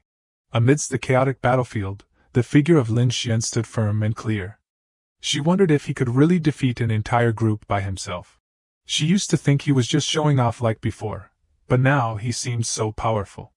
Fang Bai blushed, admiring him. "He's so handsome." Moments later, Lin Xian called out to Fang Bai, urging her to come over and grab the jade tokens. "Why are you standing there with that silly smile?" Fang Bai happily ran over, coming. Here's a little bonus for the readers. After defeating the group of disciples, Lin Xian, looking dashing, asked Fang Bai if he was cool. She hugged his arm, showering him with compliments. "You're cooler than a gourd." After collecting all the jade tokens from the disciples, Fang Bai exclaimed, "You were right. Snatching their stuff is way faster than competing for it." Lin Xian urged her to hold on tight. "Let's move on." She quickly clutched the bag of jade tokens and ran after him. "Wait for me." The two walked together through the small forest, and she curiously asked, "Why don't we just take all the jade tokens from them directly?" He replied, "I think it's better to let them out of the secret realm. It reduces our competition." Lin Xian crossed his arms and shook his head. "You're still too naive and inexperienced. You need to think about long-term development." Fang Bai looked at him in surprise. Lin Xian explained that in order to claim the top spot, we can only take it from others, but right now, we just need to snatch all the tokens they've taken from others. He proudly declared that this is definitely easier than searching for each person everywhere, and Fang Bai, with her knowledge gaps, might as well accept that. Outside the secret realm, a large crowd had gathered to watch them. Among them was Lin Xian's master, Master Li, who chuckled upon hearing him talk to Fang Bai, truly amusing. Meanwhile, the group that Lin Xian had defeated was in chaos, helping their fallen senior brother on the ground. "Senior brother, what do we do now that we've lost all our spoils?"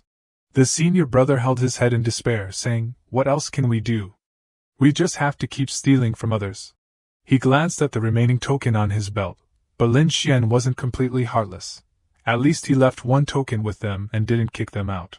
As he stood up, he sighed, "Well, it's come to this.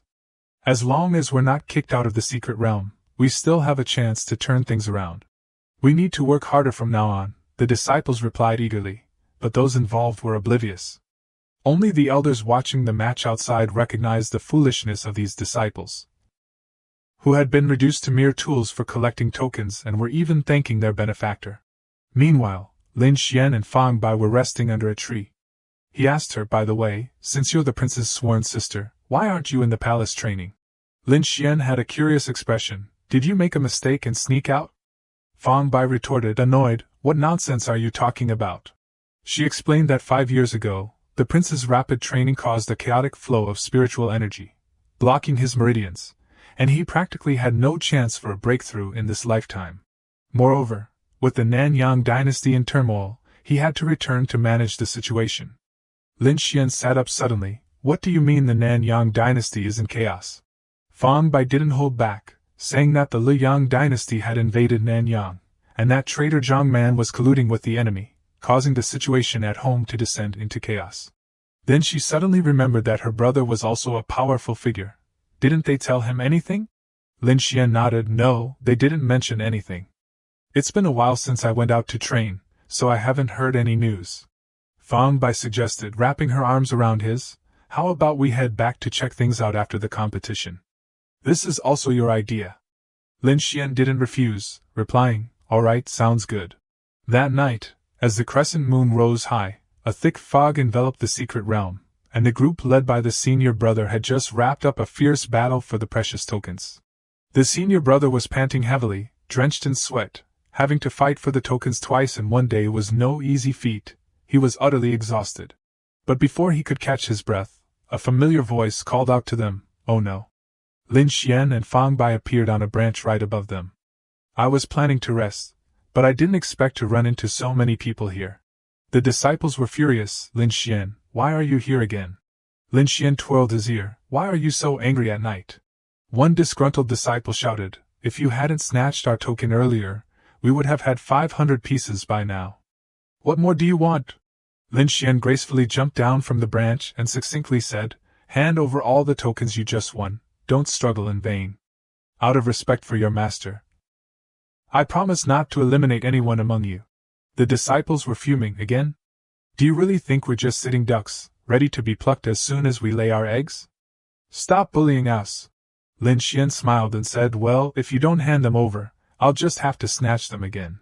He pressed closer to them, saying nothing, and began counting down from 3. In the end, the senior brother had no choice but to give in. "Wait." Unable to withstand Lin Xian's pressure, the senior brother grabbed their token bag and handed it over. "Here you go." The junior sister beside him lamented, "Brother, what are you doing?" Lin Xian quickly accepted the token bag, feeling quite pleased. Having gotten what he needed, he didn't have to waste energy fighting. Lin Xian bowed and said, "Well then, I'll take my leave." Once he left, the disciples gritted their teeth and cursed, "Damn it." The junior sister was also frustrated and asked, "Brother, if you just gave it to him like that, doesn't that mean we worked for nothing?" The senior brother rubbed his forehead. "We're simply no match for Lin Xian right now, so if we fought him, our losses would only be greater." She asked, "So what do we do now?" The senior brother sighed and said, "What else can we do? We can only avoid Lin Xian while trying to snatch tokens from others." After taking the tokens and leaving, Fang Bai asked, "Even though we snatch the tokens quickly, will they really be willing to be our tools forever?" Lin Xian shook his finger. "No, you're being too naive." Fang Bai, confused, asked, "Do you have a way for them to willingly help us get the tokens?" "There's no one in this world that foolish, right?" Lin Xian smiled and said, "It's not that I have a way, but they have no other choice.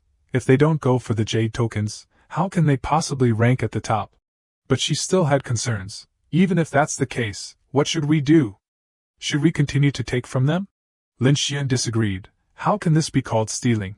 He expressed his sense of justice, saying that in this perilous secret realm, our actions are meant to help them avoid being robbed by others because they carry too many jade tokens.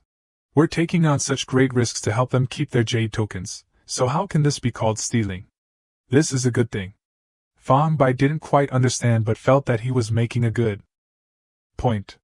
Outside the secret realm, Lin Xian's self-praise echoed. Who knew we were this great? Fang Bai chimed in, of course. Which made the elders frown in displeasure. They all voiced their complaints to the sect leader, Elder Wang. You really raised good disciples. They haven't learned much martial arts but have become lackeys for others. Isn't that right? They just gather with that brat Lin Xian and don't even realize how outrageous it is. While they were arguing, the sect leader noticed someone appearing nearby. Wasn't that elderly? She had always disliked noisy places, yet she was here this time, clearly valuing this disciple. Yu Qing was monitoring Lin Xian's situation in the secret realm and was surprised that in such a short time, he had collected several hundred jade tokens without getting hurt. She smiled with satisfaction, seeing that the training over the past few days had been effective. He had become quite formidable. She hadn't expected that he would take her words to heart. I really wasted my worries. Feeling relieved, she turned to head back. The next morning, while he was sleeping on a high branch, someone called out, Lin Xian, big brother. He opened his eyes cautiously and saw it was Fang Bai, asking what was up, startling him. She asked which group of tools we would start with today. Lin Xian told her not to rush.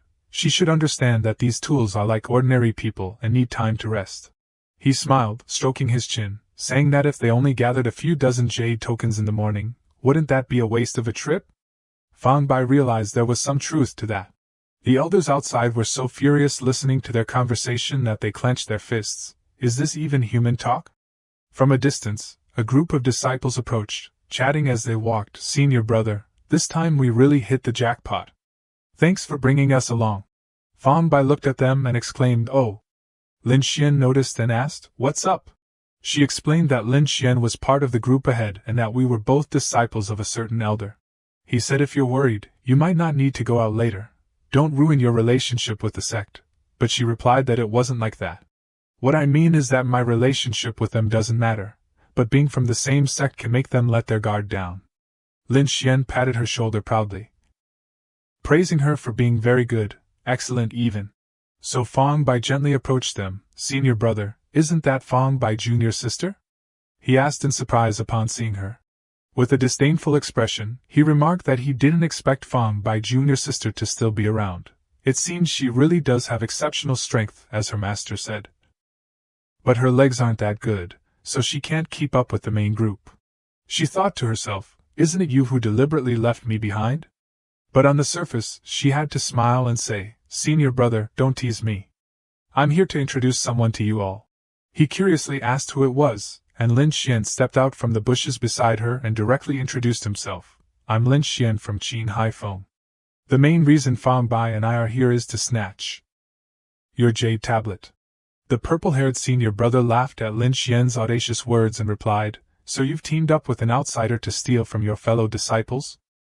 Don't blame me for being ruthless then. He immediately drew his treasured sword from his side to confront them. The other disciples looked on in envy as they saw the sword. Their master actually gave this magical weapon to senior brother. They were so jealous because this weapon would increase their winning odds by 30% when facing fellow cultivators. The purple-haired guy charged at them with the sword, thinking to himself that Lin Xian was definitely doomed this time. Fang Bai, seeing her senior brother's attack, anxiously called out his name. However, just as the senior brother swung his sword down, Lin Xian was nowhere to be seen. He had vanished. No, Lin Xian wasn't running away. He was moving towards the purple-haired guy to launch a counterattack. His speed was so fast that the others couldn't see him, leading them to think he had disappeared. Lin Xian suddenly appeared right next to him, saying, Your moves are as slow as a turtle. With a punch, he knocked out two of the purple-haired senior brother's front teeth, leaving him in disbelief, wondering how this was possible. The other disciples were just as confused, asking what had just happened. The senior brother hadn't even touched Lin Xian before it was all over. But just now, they basically didn't see how Lin Xian made his move. How could the senior brother? The senior brother was knocked back to his original spot, blood streaming from his nose. The disciples rushed to his side, asking if he was okay, urging someone to help him up. He silently cursed, feeling utterly helpless and unable to move. As he stood up, he angrily waved his hands, scolding Lin Xian to fight him openly if he had the guts, instead of sneaking attacks, which didn't count as being a true hero. His demeanor made Lin Xian burst into tears from laughter. Lin Xian rubbed his eyes and said, "Did I sneak attack? I clearly just splashed water in a very honorable way." His words left the senior brother speechless. Fang Bai peeked out from behind him, advising the senior brother to stop the pointless argument and give it a rest. After all, the secret realm was fraught with danger, and if all of them got injured, it would be tough to keep all the jade tokens. However, the senior brother was even angrier after hearing this. "Even if we die today, we won't hand over the jade tokens to a traitor like you." The disciples behind him fiercely drew their swords, agreeing with their senior brother.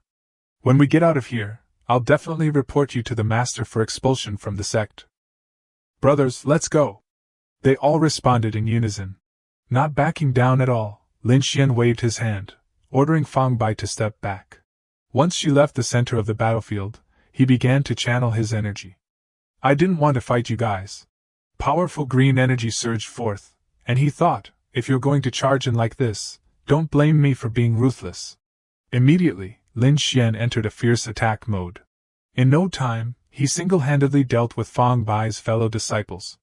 "I told you, there was no need to resist. You really don't know what's good for you." Fang Bai's eyes sparkled as she watched him. Lin Xian called out to her, "What are you standing there for? Hurry up and gather the jade tokens. We must leave them a piece of the old rules." She obediently replied, "Okay." After collecting a large bag of jade tokens, she reported to Lin Xian, "Including this time, we've gathered over 5,000 tokens in total these past few days." Lin Xian nodded in satisfaction, saying, "Not bad. If we can get another 3,000, we can secure the top 2 positions." After Lin Xian and Fang Bai left, the disciples were still too dazed to get up, lying on the ground cursing, "Damn it, Fang Bai and Lin Xian, just wait." Zhao Mu stepped out from a nearby passage, curiously surveying the aftermath on the ground. "Oh, what happened here?" The disciples, seeing him approach, became wary. "You're from Diyunfeng. What do you want?" Zhao Mu reassured them that they didn't need to be so tense. They didn't want to do anything, just found it strange and wanted to ask. The purple-haired senior brother, clutching his injured chest, was clearly hurt by that little brat Lin Xian's sneak attack, which is why he looked like this now. Hearing that name made Zhao Mu uncomfortable. Lin Xian, he absolutely wouldn't let that little punk get any more smug. He stepped forward and suggested to the younger brother that since they had a grudge against Lin Xian, why not discuss a strategy together? The purple-haired one was easily tempted. What strategy could they come up with?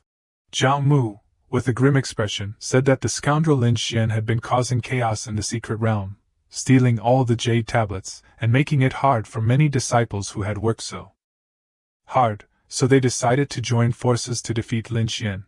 The purple-haired one hesitated a bit, but Lin Xian.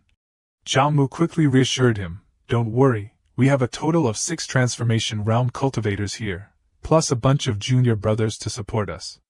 Do I really need to take a single Lin Xian?" "Seriously?"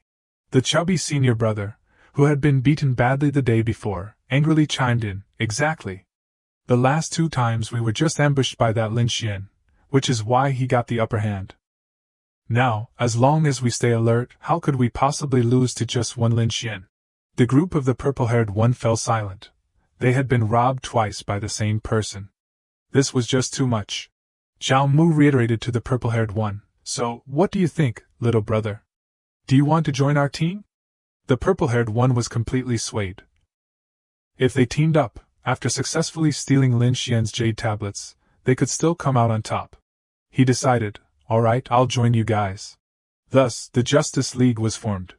They raised their fists together and shouted, "Let's take down Lin Xian and steal the jade tablets." After walking a short distance, Fang Bai quietly asked, "Lin Xian, did you really not hurt them?" Lin Xian nodded and replied, "They're helping us gather the jade tablets." "How could I really hurt them?" Fang Bai sighed in relief, "Thank goodness. After all, we're all fellow disciples. As long as they're not seriously injured, that's good." Suddenly, someone called out from behind, "Lin Xian, stop right there." Upon seeing the group approaching, he sighed, "Oh, it's you guys." Facing them, The group accused him of acting recklessly and treating them like animals. Today, I'm definitely going to make you pay. Lin Xian asked Fang Bai. Looks like someone wants to escape their role as a jade tablet collector. What do you think we should do now? She confidently replied. Of course, we should teach them a lesson they won't forget, so they know their place. The crowd, seeing her attitude, pointed and scolded her, saying, Don't think that just because you're on the same team as Lin Xian, you can act recklessly. Today, I must teach you a lesson for your master, you little brat who eats from one tree and climbs another. Lin Xian warned her that Fang Bai needed to be careful because their opponents had quite a few people this time. She nodded in response. At that moment, she noticed someone sneakily attacking Lin Xian from behind. The speed was so fast and stealthy that she couldn't intervene in time, only able to gasp and call out to Lin Xian. She caught Lin Xian as he collapsed to the ground, urgently asking, Are you okay, Lin Xian? The attacker boasted, I didn't expect you to be so distracted, making it easy for me to strike. Lin Xian retorted, So you're just a sneak attacker after all. Zhao Mu laughed, So what? As long as I can defeat you, I don't care what methods I use. Besides, with that last hit, I've sealed your cultivation. You won't be able to use your powers anymore. The disciples behind them rushed to attack, urging, Don't waste time talking. While he's weak, we need to strike fast. Hundreds of colorful energy blasts from the disciples shot toward the two of them. Fang Bai quickly used her own powers to counter, declaring, You guys only know how to take advantage of others' difficulties. I won't let you have your way. She unleashed a powerful strike forward, blocking the incoming colorful energies aimed at them. The clash of energies in the air created a massive explosion. Fang Bai took a moment to glance at her side and saw Lin Xian spitting blood and collapsing to the ground, unconscious. Fang Bai anxiously called out to Lin Xian. Lin Xian, wake up! Zhao Mu, with a smug expression, taunted, Still have time to worry about someone else? You should be more concerned about your own situation. Tears streamed down her face as she worried for Lin Xian. Time was running out. She couldn't gather her energy anymore. All she could do was create a barrier. But she didn't know how long it would hold. Immediately, she poured all her energy into creating a protective shield for herself and Lin Xian. But facing 1 against 100 was too difficult. Soon, she felt her energy rapidly depleting. Damn it, she was reaching her limit. The protective barrier finally couldn't withstand the pressure and cracked, the enemy's attack knocking Fang Bai out cold on the ground. Zhao Mu looked down at them with disdain, saying, I thought you guys were tough. We haven't even used our full strength, and you've all already fallen.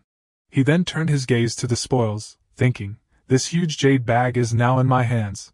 But before he could say much, a powerful force struck him in the face. Unexpectedly, Lin Xian had fully awakened.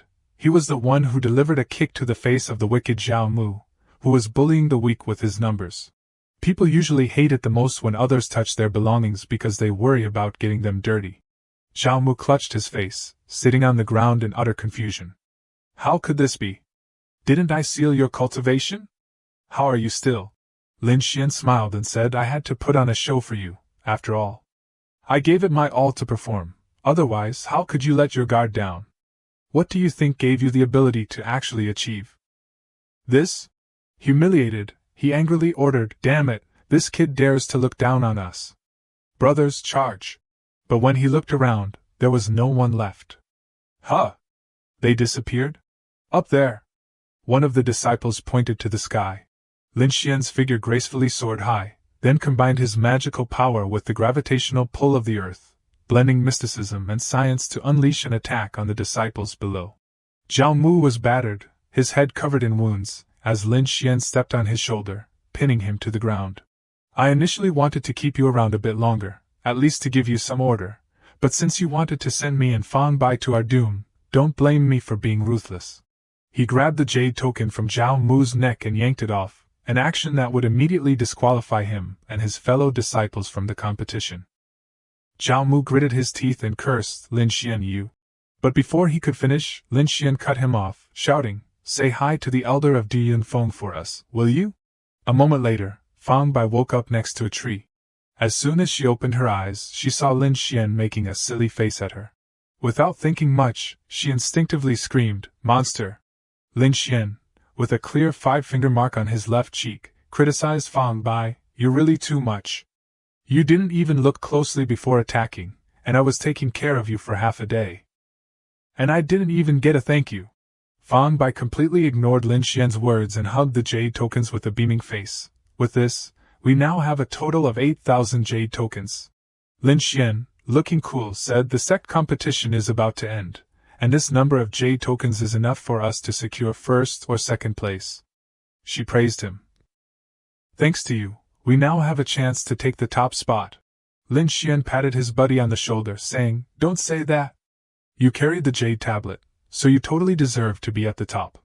But Fang Bai knows that just carrying a little jade tablet and still coming in second is a bit of an overstatement. However, she also asked Lin Xian, "Brother, do you think we've stirred up too much animosity lately? I'm mainly worried about what the elders will say once we get out of here." Lin Xian replied, "The sect competition is just the immortal sect's way of selecting quality disciples and figuring out how to distribute important resources. So why worry about it?" She nodded, agreeing that he had a point. Suddenly, they felt a strong jolt, and Lin Xian guessed, "Looks like we've been transferred. The competition must be over." As they exited the secret realm, the sound of a signaling drum echoed, marking the end of the competition. "Please have the participants line up in order," came the announcement. Looking around, Lin Xian noticed that quite a few people hadn't been eliminated. The sect leader on the stage declared, "This round of competition is officially over, and we have the results for the Jade Tablet collection." He grabbed Lin Xian's hand and raised it high, announcing, "I declare that the first place in the sect competition goes to Lin Xian." The disciples grumbled, thinking, "That Lin Xian is so infuriating." The sect leader's voice boomed throughout the hall. "From today onward, the high peak will be led by the top 360 elders, awarding 100,000 high-grade spirit stones and a low-grade spirit treasure to Lin Xian." Lin Xian politely thanked the elder, while the participating disciples buzzed with chatter. Since Chiu High Peak only has Lin Xian as a disciple, doesn't that mean all these rewards go to him? He's already powerful enough, and with that spirit treasure, he'll be unstoppable. The elder continued, "Next, we will award prizes to those who placed from 2nd to 10th. Lin Xian sighed, feeling a bit down. The potential of these rewards is great, but none of the treasures are really up to par. After the awards were handed out, Fang Bai rushed over to hug him. "Lin Xian, if you hadn't helped me this time, no one would have respected me." Lin Xian felt shy about the hug and said, "Just say what you need to say, but let go of me first." She explained, "I thought I'd be ganged up on once we got out, but surprisingly, after my master talked to them, everyone came over to apologize. They said they were misled at first and ended up on the wrong team, which forced us to face so many people alone. He said it's good that you're okay. Well, I should head back now, pack up my things, and this afternoon we'll set off to Nanyang Dynasty." Fang Bai smiled and agreed, "Sure, sounds good." After returning to Chiu High Peak, Lin Xian rushed over to Yu Qing, his face all smiles as he buttered her up. "Master, please give me the low-grade spiritual treasure. I could really use it right now." She asked back, "Are you sure about that?" He nodded, "Yes, even though there's plenty of spiritual liquid here. With my abilities, if I take too much out, I'll definitely become a target for many." She then asked, "Didn't I give you a set of spiritual treasures before?" Lin Xian chuckled. Who would complain about having too many treasures? Master Yu Qing snapped her fingers. A large golden cauldron appeared. "This is for you. Although it's not the best, it should be enough for you for a while." He approached and tapped the rim of the cauldron to check it out. It seemed to be made from ordinary materials, with no signs of spiritual energy fluctuations. "Master, why are you asking? Don't you want it?" he stammered, feeling awkward. Lin Xian, with his heart racing, stepped aside, thinking, who can handle this sudden closeness? Master lightly covered the cauldron's mouth and said, "If you don't want it, I'll just put it away." Lin Xian quickly replied, "I want it. I really want it." Wu Heng, standing nearby, covered Yu Rong's eyes with his hands, saying, "Don't look at anything inappropriate." He sighed internally, thinking, these two are flirting right in front of a child. It's truly baffling. After receiving the treasure, he asked his master for permission. "I plan to visit the mortal world for a bit." Yu Qing nodded, saying, "Go ahead, family matters are important." She silently gazed up at the blue sky ahead. "Walking this path is against the heavens. mortals live less than 100 years. I need to settle things for my family, to help them live a few more years or months, to hold on to some memories. Seeing her attitude, Lin Xian thought Master seems troubled. Maybe because she grew up as an only child, she never felt her parents together happily. Poor Master. He called out to Yurong, since I won't be around the sect for a while, I can't take care of Master. Can you do that for me? It'll ease my conscience. Yurong happily agreed, of course. This small gesture made Master Li feel touched and blush. She asked him, Are you serious about this? Yu Qing stepped closer and asked, Are your words truly sincere? Lin Xian nodded, replying, Of course, I'm sincere. He confidently raised his hand and swore, The heart of a disciple for their master is witnessed by heaven and earth. She finds it amusing that this little brat is just so cheeky. In the end, she advises him to flatter less, get on with his own business, and remember to take the cauldron with him. Lin Xian obediently replies. He quickly uses his magic to retract the cauldron into his body to carry it along. Lin Xian bows his head to bid farewell to his master.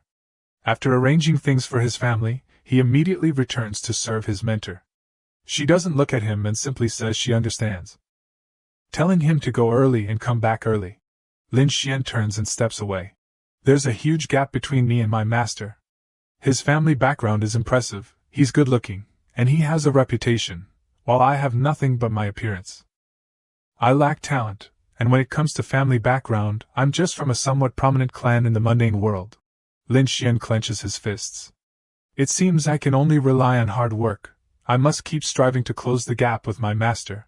After he leaves, Wu Heng stays behind, looking at Yu Qing with a curious expression. Who would have thought that the Radiant One would one day take an interest in a mortal man? What a joke! She quickly denies it, saying she's just his master. Wu Heng laughs, saying, The 9 cauldrons of the Empress are known as the strongest defense in the heavens. You've given it to him, and you expect me to believe you only see him as a disciple? Do you think I'm a child just a couple of tens of thousands of years old? She shoots Wu Heng a cold glance and says, Are you done?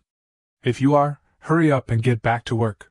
Wu Heng retorts, Now that you don't have the 9 cauldrons to set up a grand formation, I'm afraid you won't even be a match for my father.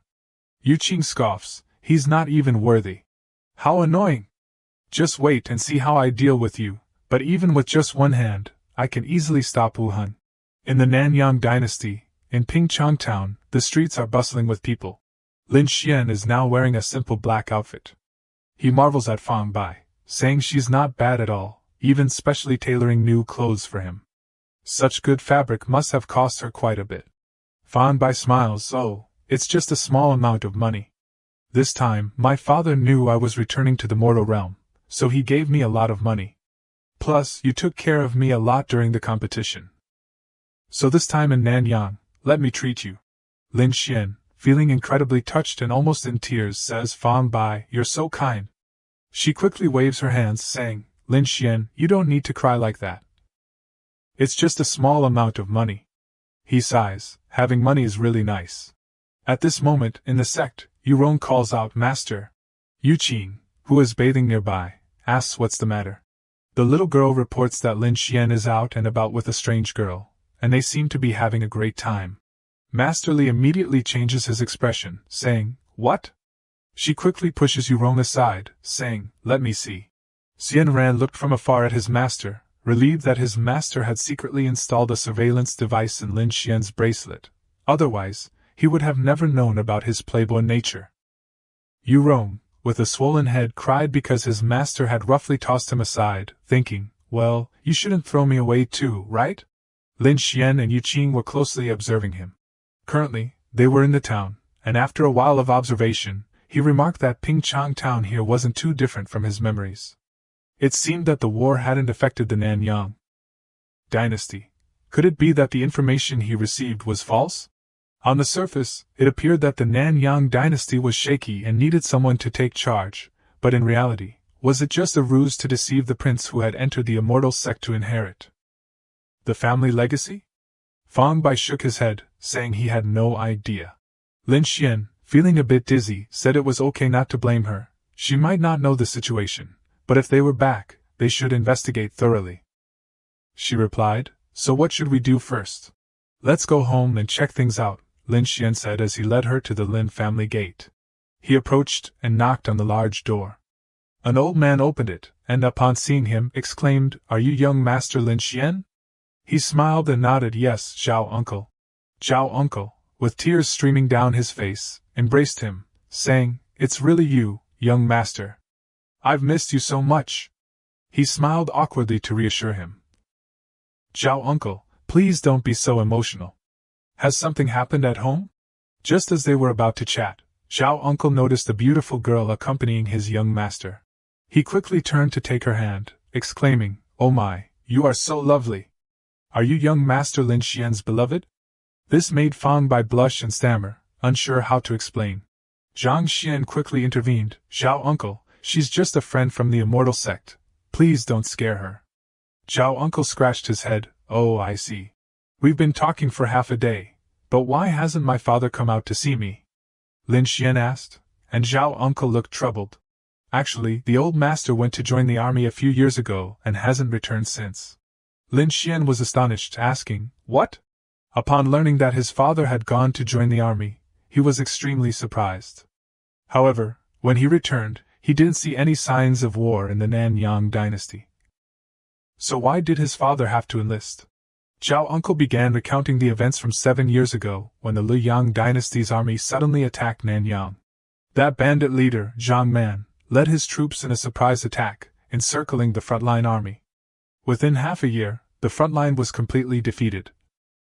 And at that time, the old master had plunged into the military. If it weren't for the current emperor returning from the Immortal sect 5 years ago and leading the army to clear out all the enemies from the borders, the Nanyang dynasty would have likely been destroyed, and we would have become slaves of a fallen nation. Lin Xian asked where his father was now, and Uncle Zhao bowed his head, saying that the old man was probably still bravely fighting at the front lines. Aside from sending a letter home every 6 months to report his safety, he didn't say much about his own situation. Lin Xian continued to ask, "Wasn't it said that all the enemy troops had been cleared from the borders? So why was he still at the front?" Uncle Zhao explained that the Liyang dynasty was currently receiving support from 2 other kingdoms, with a total of over 1 million troops and thousands of cultivators advancing towards Nanyang. Fang Bai, feeling worried, touched Lin Xian's shoulder and called him Brother Lin Xian. Lin Xian then asked how long it had been since his father last sent a letter. Uncle Zhao replied it was 7 days ago, but given the distance from the front lines to their location, it would take about half a month. Lin Xian calmly thought that if his father could still send letters home, it meant the situation at the front lines wasn't as dire as it could be. Saying that, Lin Xian turned to leave, acknowledging, "I understand, thank you." Uncle Zhao called out, "Wait, young master, are you planning to go to the front lines?" Lin Xian smiled and replied, "Of course. Although I've joined the Immortal sect, the Nanyang dynasty is still my homeland. How could I let it be trampled by outsiders?" Uncle Zhao, worried, advised him that the front lines were extremely dangerous. Over the years, several powerful nascent soul cultivators had fallen in battle, and it would be better for the young master to be cautious. Lin Xian calmly said, "Uncle Zhao, don't worry. The Liyang dynasty is so small, I hardly take it seriously. Even if there were 10 Liyang dynasties, I could wipe them out in the blink of an eye." "But young master," Fang Bai interjected, "it's okay, Uncle Zhao. Brother Lin Xian is really strong now, you should trust him." Uncle Zhao sighed, recalling when the young master left home as just a beginner in the foundation establishment stage. Now, 15 years had passed, and it was already impressive that he had broken through to the nascent soul stage. He could only hope the young master would return safely. With that, Uncle Zhao turned to say a few words to Fang Bai, asking her to take care of their family if anything happened to the young master. But Lin Xian quickly interrupted. "Uncle Zhao, don't say that. We agreed to be just friends, so please don't talk like that." When the sun was high in the sky at the border of Nanyang and Liyang, Lin Xian and Fang Bai arrived at their destination. Standing in front of the military camp, she asked, "Is this the spiritual sense?" Lin Xian nodded, confirming, "Yes, after all, this is a military camp, so we don't need to make a big fuss about finding someone." Just as he was using his spiritual sense to search for his father, he was detected. 2 people appeared, looking cautious and asking who had arrived. Lin Xian politely replied, don't worry, seniors. I am the son of Lin Fu. 15 years ago, I went to the Wooding Immortal sect, and this year I have returned after completing my studies, especially to find my father. An elderly man with a round figure repeated Lin Xian's words. The Wooding Immortal sect, you say? Then you must be a fellow disciple of His Majesty. Lin Xian clasped his hands and said, That's right. Now I am an inner disciple and can call His Majesty my senior brother. The elder said, If you are a fellow disciple of His Majesty, why not follow me to the camp? I will send someone to find your father. Lin Xian joyfully replied, That would be wonderful. In the camp, when His Majesty saw Lin Xian arrive, he stood up to greet him, saying, So it's Lin, brother. I've admired you for a long time. I owe you the duty of a senior brother. Lin Xian humbly responded, Not at all. This is Emperor Zhao Fu of the Nanyang dynasty. He mentioned that General Ding Yuan had led troops to guard the supplies for the army, and had just sent someone to invite him. So he would likely arrive soon. Lin Xian was slightly surprised, not expecting that his carefree father could become a general after joining the military. Could it be that he had bribed someone? Someone came to report, and Zhao Fu said to let them in. The newcomer was a tall old man with a long scar at the corner of his right eye. I pay my respects to your majesty. This is General Lin Fu, the father of Lin Xian. Zhao Fu said, No need for formalities. Immediately, Lin Xian was overwhelmed with emotion, spreading his arms and rushing to call out, Father. But Lin Fu scolded him, Why have you come back, you little rascal? He sighed, I told you not to go. And now look, you've been sent back, haven't you? What a disgrace. However, Lin Xian smirked and said, Aren't you the same? No wonder Uncle Zhao said the land at home has decreased by half. It turns out you gave it all away to get a promotion. Lin Fu angrily raised his fist, You speak nonsense. Do you think I would do such a thing? Seeing his son's handsome yet annoying face, Lin Fu asked, What are you doing here, kid? Lin Xian smiled brightly and said, I'm here to help you deal with that Li Yang. Lin Fu was furious, What are you thinking? Is this a place for you? If you die on the battlefield, who will burn paper money for me in the future? But Lin Xian confidently replied, Don't worry, father. I am now at the late stage of the transformation god realm. Lin Fu grumbled as usual, I knew you were unreliable. You've been out for so long and only reached the late stage of the transformation god realm? However, he suddenly realized something was off, and the camp echoed with his loud shout, What did you just say? Lin Xian blushed with embarrassment. Oh come on, Dad, can you not be so dramatic? You're making me feel shy. His words surprised Zhao Fu quite a bit. Lin Xian, are you serious? If the Emperor thinks there's a late-stage transformation god expert in Nanyang, then we really don't have to worry about the enemies. Massive army. Lin Xian confidently showcased his skills, replying, Of course. However, Lin Fu was skeptical. While it was true that his son had exceptional talent compared to most in the Nanyang dynasty, achieving such a level at just 15 years old without a wealth of resources seemed impossible. Come on, be honest. Did you pull some embarrassing tricks? Did some ancient female elder take a liking to you? Just like father, like son, Lin Fu thought to himself. Impressed by his own accurate guess, Lin Fu sighed, I knew it. Asking your dad won't help. He bit his handkerchief. But son, you can't sacrifice your health just to serve a bunch of wealthy women. Besides, with your current physique, you wouldn't be able to handle it. Lin Xian coughed and asked, Do you really think I'm that kind of person, Dad? He received a firm nod from his father, Absolutely. Noticing the father-son duo straying further from the main topic, the Emperor cleared his throat to bring them back. Lin Xian then asked, Your Majesty, you must know the esteemed Li Elder, right? Zhao Fu nodded, Of course. The Li Elder is said to be the most beautiful in the world, admired by countless male disciples of the Immortal sect. Upon hearing Lin Xian mention her, Zhao Fu guessed, Could it be that your senior brother? Lin Xian smiled brightly, You got it.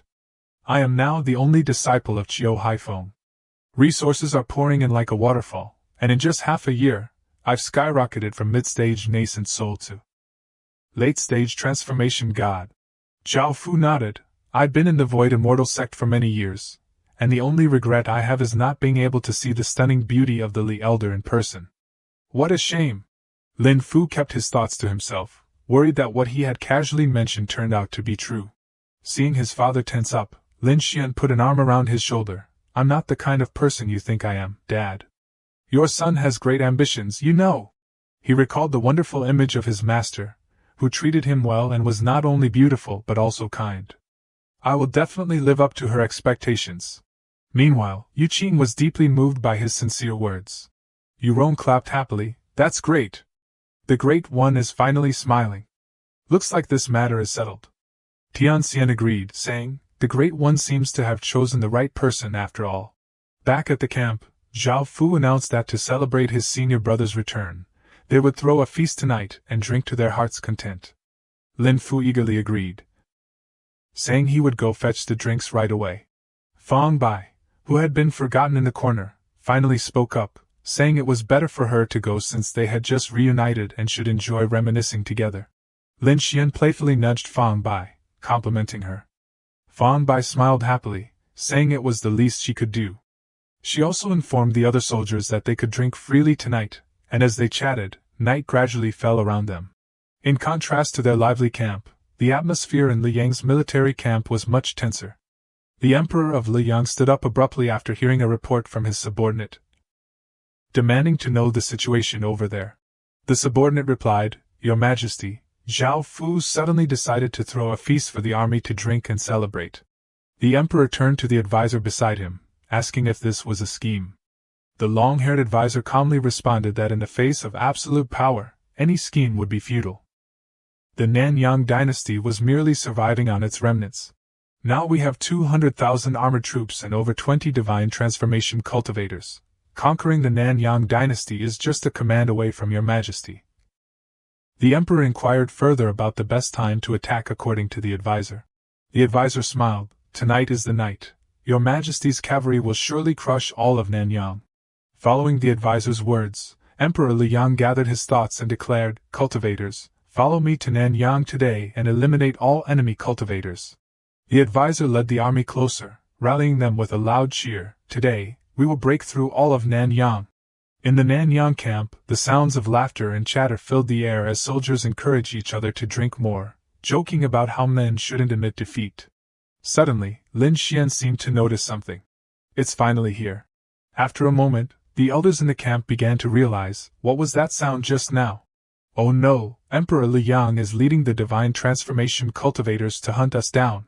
Lin Xian patted the shoulders of the two elders, reassuring them, Don't worry, everyone just keep drinking. There's no need to stop for such a minor issue. Zhao Fu looked worried, saying, They have over 20 divine transformation cultivators. You alone might. But Lin Xian reassured him, Don't worry, I can handle these lackeys with just one hand. An elder stepped forward, declaring that this old man was willing to join young Master Lam at the border to face the enemy. For decades, the Yang dynasty had repeatedly raided our borders, killing our people, and now they dared to launch a massive attack to invade our land. This old man didn't dare to boast about loyalty and bravery, but he was ready to risk his life to slay the enemy and establish glory for the nation. Your Majesty, do not lose heart. We will surely find a way to win this battle, and I, your loyal servant, am willing to pursue them. With these words from his minister, Zhao Fu felt much more reassured. He took a knife and cut his hand to let his blood drip into a wine cup. Since you all have spoken like this, I shall not refuse any longer. The emperor raised the wine cup high, saying, I toast to your victory upon your return. The entire army responded in unison, Yes, your majesty. Only Fang Bai remained confused, asking Lin Xian, What about me? Lin Xian assigned her a task, You stay here and protect the emperor well, in case they try to ambush us. So, at the junction between Nanyang and Liyang, 4 elders appeared alongside Lin Xian. They didn't need to do anything, just having those 4 was barely enough. One elder approached and asked the young master, Even if we risk our lives, we can only temporarily hold off 10 people for you, and that's our limit. Lin Xian nodded and replied, No need for you elders to intervene. Dealing with these few is something I can handle alone. The elder, puzzled, asked, So what should we do? Lin Xian smiled and said, You just need to find a safe place to wait for me and shout 666 when the time comes. All 4 elders were left speechless. What on earth is 666? When the enemy army arrived and saw Lin Xian's defense, they sneered, Has Nan Yang run out of people to send out 5 old and sickly ones to their deaths? Lin Xian didn't respond but snorted loudly. The Emperor of Liang looked down on them, saying, "Is this all you have? I advise you to save your energy. After all, we have over 20 cultivators. If you don't want to lose embarrassingly." But Lin Xian interrupted him, creating a barrier around the 4 elders and saying, "You're overthinking it. They're just here to watch the show. Dealing with scum like you only requires me?" The Emperor of Liang scoffed, "You have quite the mouth on you." He attacked Lin Xian first, eager to see just how long he could remain arrogant. Lin Xian quickly mobilized his spiritual energy to counter the attack from the Emperor of Liang. The elders watched anxiously. "Young master, be careful." From his elevated position, he created a protective shield around himself. Next, he brought out the treasure that his master had given him. "What's this? Setting up such a grand formation, is this really all the power of the spell?" The Emperor angrily shouted, "What is this? How can you block all my attacks? What kind of magical artifact is this?" Lin Xian sneered, "You don't even know this magical artifact? It seems the Liang dynasty isn't as impressive as it claims, especially after boasting just now." The Emperor was so frightened he was sweating. "Who are you really?" Not only did Lin Xian use a protective magical artifact, but he also unleashed an offensive one. "Oh, I haven't introduced myself yet. I'm Lin Xian, a disciple of Qiu Haifeng." The Liang Emperor was taken aback. "A disciple of Qiu Haifeng?" Lin Xian drew his sword and focused on casting the Heavenly Seven-Sword technique. The space quickly became enveloped by his magical power, with bolts of lightning striking down on the enemy, leaving them no time to react. "What is this?" The destructive force astonished the Emperor. After 7 years of continuous war, only 5 cultivators had died on both sides, and now, in just a moment, 6 had fallen. Lin Xian asked, "Is that all? Aren't you a bit too weak?" "I've only used the first stance. So this is the full strength of the Liang dynasty's cultivators." The Emperor, furious, retorted, "We were just underestimating the enemy earlier. Don't celebrate too soon." He refused to back down, and drew his own magical artifact to continue attacking. "Let me personally teach you a lesson." Seeing his magical artifact, the elders became fearful. "That's a spirit-grade treasure. Young master, be careful." The Emperor unleashed a powerful move towards him without holding back. Lin Xian calmly remarked, "A spirit-grade treasure, huh? It's a good item, but now it's going to belong to me." At that moment, the cauldron above Lin Xian's head suddenly shook, catching his attention. "What's happening?" The cauldron emitted a dazzling golden light.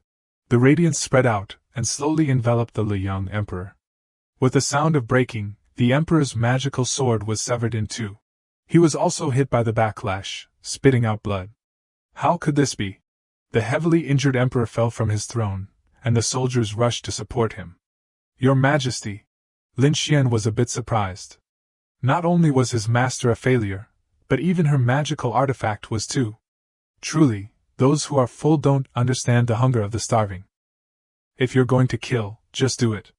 Why destroy your own magical artifact? Forget it, I should quickly put it away. I can't let it destroy someone else's magical artifact again. But he also felt a bit of joy thinking that regardless of whether these people's magical artifacts were usable or not, they could at least be exchanged for a good amount of spirit stones.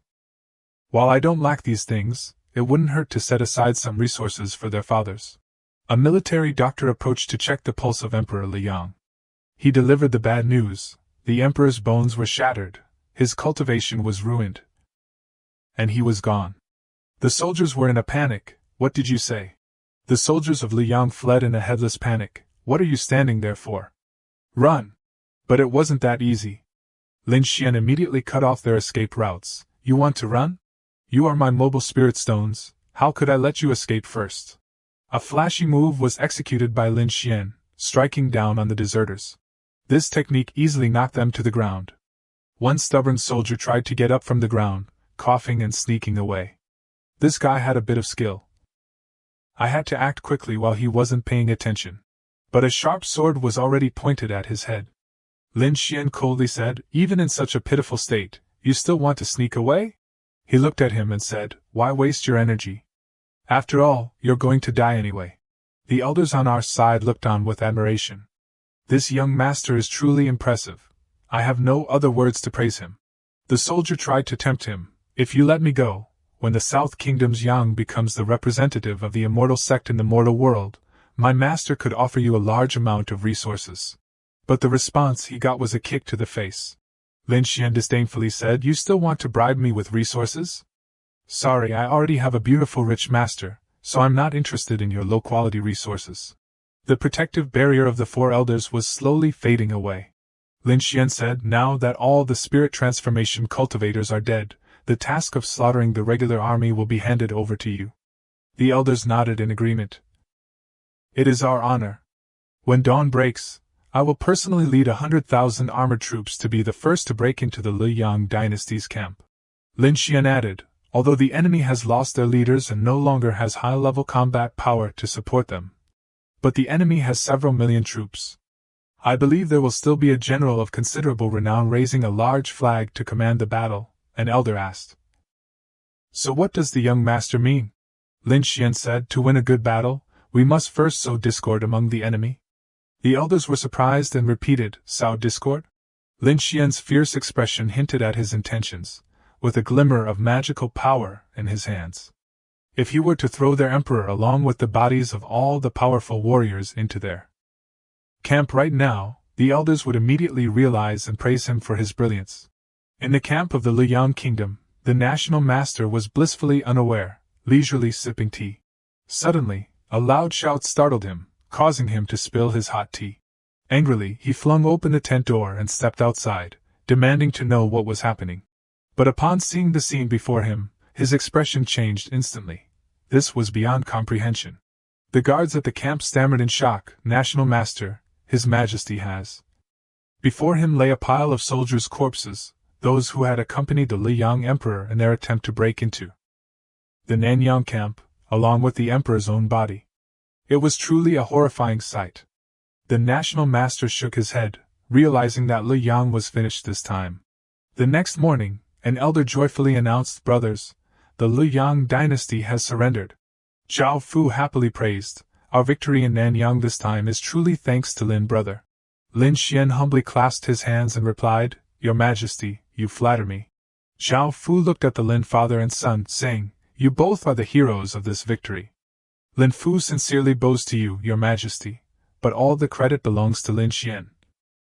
So I dare not take it. The court official waved his hand, Lin General, don't say that. You are Lin brother's father, and I am Lin Xian's senior brother. From tomorrow, you should stand side by side with the king. As long as the Nanyang Zhao family exists, the Lin family will surely thrive. The father and son clasped their hands in gratitude for the emperor's grace. Next came a heartfelt moment between the father and son as they lay on the cool green grass. Lin Fu rested his head on his hand, saying, I never expected that one day I would become the only non-royal Lord of the Southern King thanks to you, my boy. He proudly praised his son, You are truly talented. Lin Xian teased him, Oh, why are you suddenly so serious with me? I'm not used to it. His father playfully punched him a few times on the shoulder, You little rascal. Then he pulled out a cloth bag, saying, By the way, Dad, this is for you. Lin Fu asked, What is it?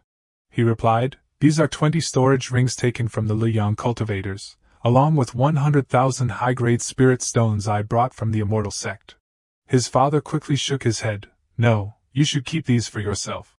However, Lin Xian stubbornly tossed the bag to him, Dad, I don't need these things, so take them back to enrich the Lin family treasury.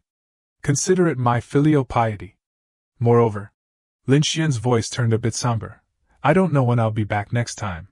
Just a moment later, he teased the old man again, saying not to let it come to the point where he couldn't even find his father's grave when he returned. The old man shed tears. But he was also incredibly angry at the boy's teasing, saying, You little rascal, give me back the emotions from earlier. The old man sighed, thinking that his son was probably being eyed by some character from the South Kingdom, but he never expected the kid to be more talented than he thought, even winning the favor of the elder from the immortal sect. However, this was something that troubled him. To be honest, he didn't really know what his master was thinking. If it were like the other elders who liked his looks, he could understand, but his master, a stunning beauty with boundless resources, had met countless outstanding men. Lin Xian's demeanor became even more inhuman, and even if his master liked his body, she never sneaked into his room at midnight to take care of him. In the end, he wondered what his master really wanted by taking him as a disciple, while blood flowed from his nose, causing his father to glare at him in disgust. Thinking this kid was starting to think nonsense again. On the day of farewell, all the soldiers from the camp came to see him off, sending off young Master Lin. The loudest among them was Lin Fu, Lin Xian's father, who said goodbye to his son, reminding him to take good care of himself. Lin Xian watched this scene with a stirred heart. He thought he was mentally prepared to leave, but seeing this still made him feel a bit emotional. Finally, he couldn't hold back and burst into tears, saying, "Father, I'm unfilial," while Fang Bai beside him comforted him. When he returned to the sect, his mood had been restored. Lin Xian smiled and opened the door, calling for his master to come back. But his master was nowhere to be found. Instead, he saw a beautiful woman taking a bath, saying, "You came back pretty quickly." Lin Xian felt embarrassed, thinking, "I just left for a short month, and you've already gotten lazy. From now on, you'll clean 5 times a day, and your salary will be cut in half." The girl angrily tossed the towel she was holding. "Don't just give people random names, okay? My name is Wu Hing." She put her hands on her hips and angrily scolded, "And when have you ever paid me?" Lin Xian shamelessly replied, "Well, you can give me 100 spirit stones a month as a fine." Wu Heng clenched her fists, saying, "You're pushing it too far. One day, I will kill you." But her punches were easily controlled by Lin Xian. She struggled in vain, cursing, "Damn it." Lin Xian sneered, "You're still too inexperienced. I can see through all your moves." Wu Heng, furious, thought, "A soldier can be killed but cannot be humiliated." Suddenly, she fell silent, so Lin Xian asked, "What's wrong, Wu Heng?" When she opened her eyes again, her attitude had changed. She gently leaned against Lin Xian's chest, and he warily asked, "What do you want? Are you trying to seduce me?" Wu Heng shyly looked up at him, thinking, "Is that even possible?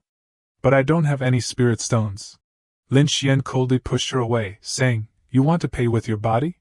Sorry, but I'm not interested in someone like you." He turned away and brushed off his clothes, thinking, "Does she not know my status? She still wants to take advantage of me." Wu Heng was furious, thinking, "This brat is getting more and more outrageous."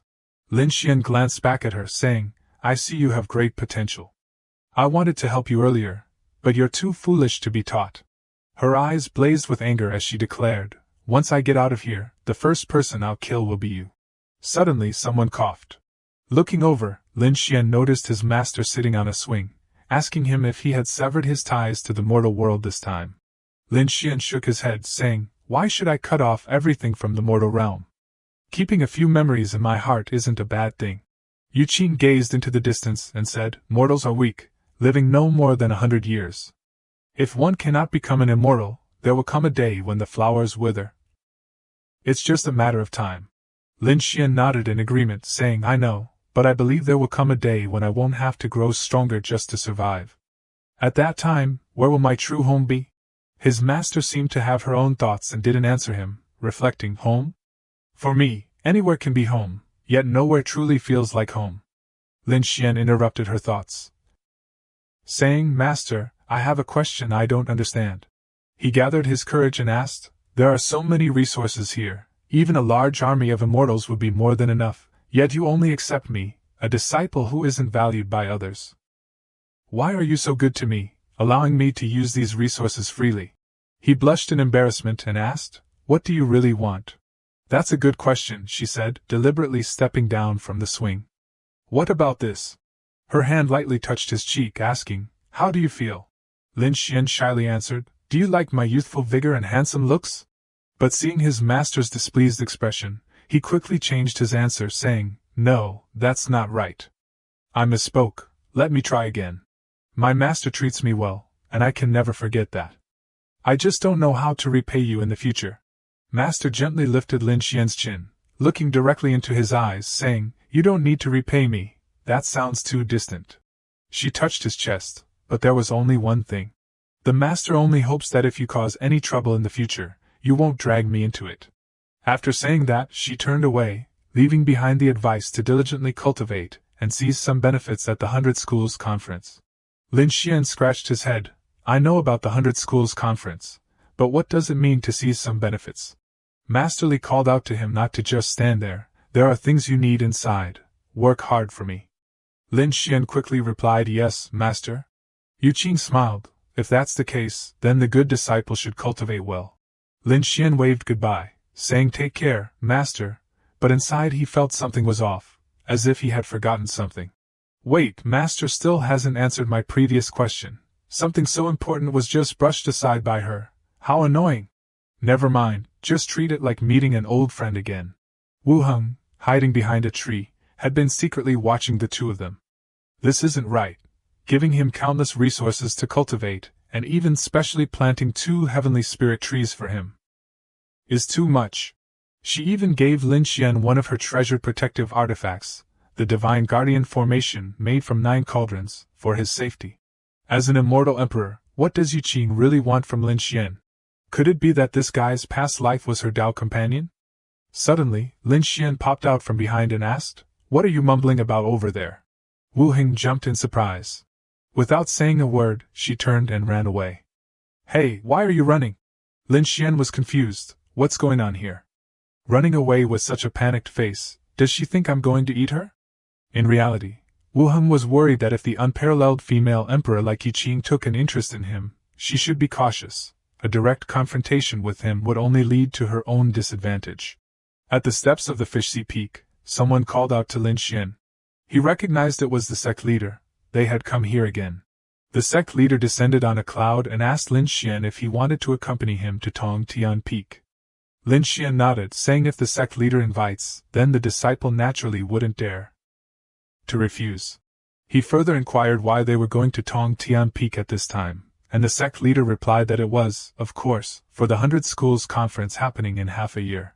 They quickly made their way to the Grand Hall of Tong Tian Peak. Lin Xian clasped his hands and bowed to his senior brothers and sisters, who all responded that he didn't need to be so polite, even though he hadn't been in the sect before. His performance in the competition a month ago had made quite a name for him. Lin Xian felt shy, saying his senior sister was overpraising him, and he would join his senior brothers and sisters to participate in the 100 Schools Conference. The sect leader nodded, of course, even though you are still in the late stage of the transformation god realm, with your talent, it's good for you to be exposed to the world early. In 500 years, you will surely become a key figure leading the troops among the core disciples. He smiled and said, thank you for the compliment, master. He continued to explain that the Grand Assembly of the 100 Sects would begin in about 6 months. This time, the journey is long and will take 3 months. So we must set off now. I need to stay at the sect, so I can't leave, but 2 esteemed elders and Elder Lu will accompany you, along with more than 10 other elders from the sect. So there's no need to worry about safety. Suddenly, a girl appeared. Master, I'm late. You won't blame me, will you? The voice caught Lin Xian's attention as he looked over. A young girl with long red hair rushed in. This was Bai Tsongling. When she appeared, the atmosphere shifted slightly. She asked, what's wrong? Are you unhappy to see me back? The sect leader candidly replied, Bai Tsongling, to be honest, I hadn't received any news from you, so I thought you wouldn't return. We're short on space now. Bai Tsongling felt a bit awkward, twirling her hair in her hands. Oh, is that so? She spotted a stranger in the competition team. Without hesitation, Bai Tsongling approached Lin Xian and said, so, the little junior brother in the late stage of the transformation god realm has already become a core disciple. Not bad at all. Lin Xian politely replied, thank you for the praise, senior sister. But she continued, however, your current cultivation is too low. Once you enter the forbidden area, you'll face many dangers. Why not give your spot to me? I promise. No matter how many treasures we find, you can choose one for yourself. What do you think? Unexpectedly, Lin Xian directly refused. I'm afraid that won't work, leaving Bai Tsongling utterly surprised. Lin Xian thought to himself that if it weren't for his master's instructions, he might have agreed, but since his master said there was something he needed inside, he definitely had to check it out. Seeing she couldn't persuade him, she turned to the sect leader, pouting, look at him. The kind master gently advised Bai Tsongling not to be upset, as Lin Xian was still an inner disciple and a focus for the sect's cultivation. This time, allowing him to participate in the Grand Assembly of the 100 Sects was also to train him beforehand. The girl understood. Oh, I see. So she continued to look at the others. She approached another junior sister in the team. Junior sister, hey. The girl being called felt a bit awkward and replied, yes, senior sister. She continued to tempt this person, waiting for me to return, and she would definitely let you choose a treasure you like, okay? This girl was also pondering over her senior sister's proposal. Bai Tsongling raised 3 fingers. What about 3 items? The junior sister began to waver. In the end, Bai Tsongling said, no matter how many treasures I win, I will let you choose 3.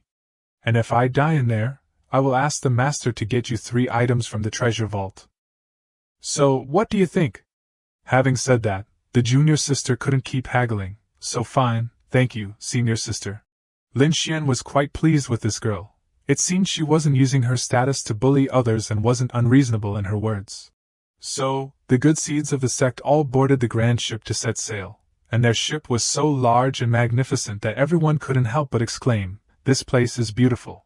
Lin Xian stood by the side of the ship, marveling at how vast the original realm was. Senior sister Tsongling's voice rang out, so it turns out you're here. He turned to greet her. Oh, little senior sister has arrived, what an honor. The girl angrily retorted, senior sister is senior sister, why add little? Little junior brother, come on, tell me why elderly has taken a liking to you. He coldly replied, I don't know why senior sister is asking this. Besides, my master probably appreciates me a bit more. She teased, then you should go back and tell elderly to let me join Chiu Hai Feng. Lin Xian immediately made a big X sign with his hands to refuse. Why not? Senior sister is a key disciple. If you join Chiu Hai Feng, it wouldn't make much sense. He said this while ruffling her hair, treating her like a rebellious little sister. Bai Tsongling felt embarrassed as he ruffled her head. This Lin Xian was so annoying. She played her tricks again. Then I'll tell the master that you touched my head with ulterior motives. His expression twitched. This little sister's thoughts were quite dark. How could a simple head pat turn into having ulterior motives? Lin Xian shamelessly replied, whatever, senior sister can say whatever she wants. After all, I'm not interested in fame. Moreover, I just reached the late stage of transformation, while senior sister is already at the late stage of great completion. There's a gap of 2 major realms between us, so when the time comes, I might counterattack and make you seduce me. Bai Tsongling turned her head in disgust. How boring. Why are you even more shameless than me? He boasted that his master said, to deal with shameless people, just be more shameless than them. Saying that, she asked him if he knew how to drink. Lin Xian nodded and replied, I know a little. But don't think that after getting me drunk, you can intentionally seduce me into doing something I can't resist, and then turn around and threaten me. She crossed her arms and said, do I look like that kind of person? She smiled brightly and explained the reason. At the speed of this boat, it would take at least a month to reach the forbidden area. Even if I did get drunk, it wouldn't matter. Lin Xian was confused, wondering if she really wanted to drink. Bai Tsongling urged him forward. What are you dawdling for? Hurry up and come to my room.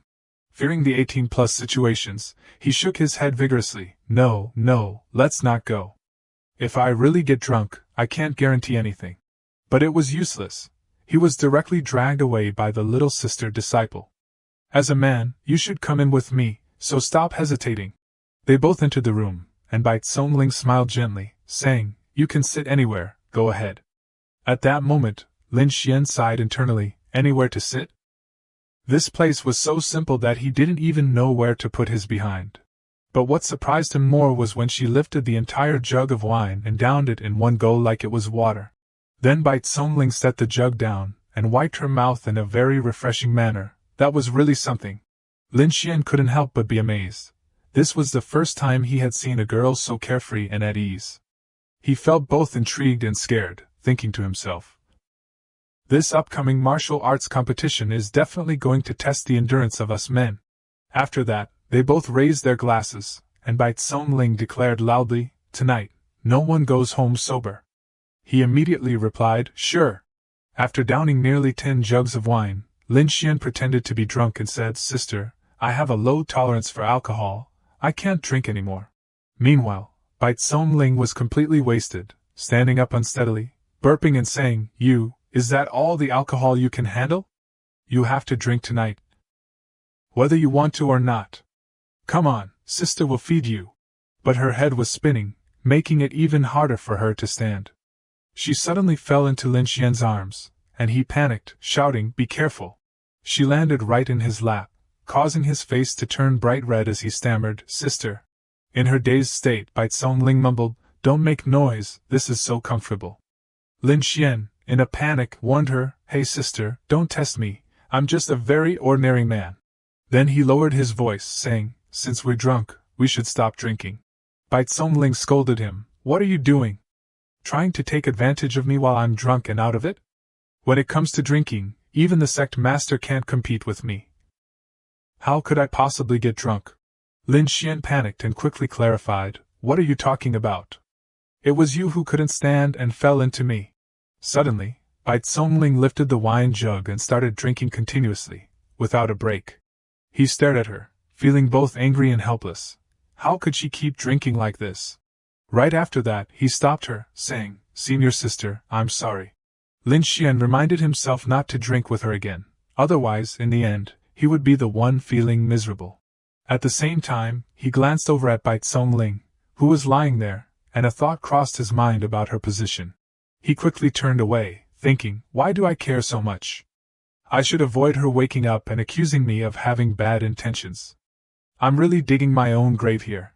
Suddenly a voice called out, "Bai Tsongling, are you in there?"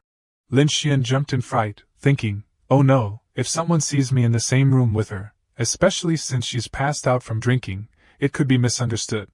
A girl opened the door and continued calling, "Bai Tsongling." It seems Bai Tsongling is having another drinking spree. Upon seeing Lin Xian, the girl laughed. Poor little junior brother, she probably won't wake up for 10 days to half a month. After the girl left, Lin Xian sat up, thinking, "This kid is both silly and playful. Does everyone know about this?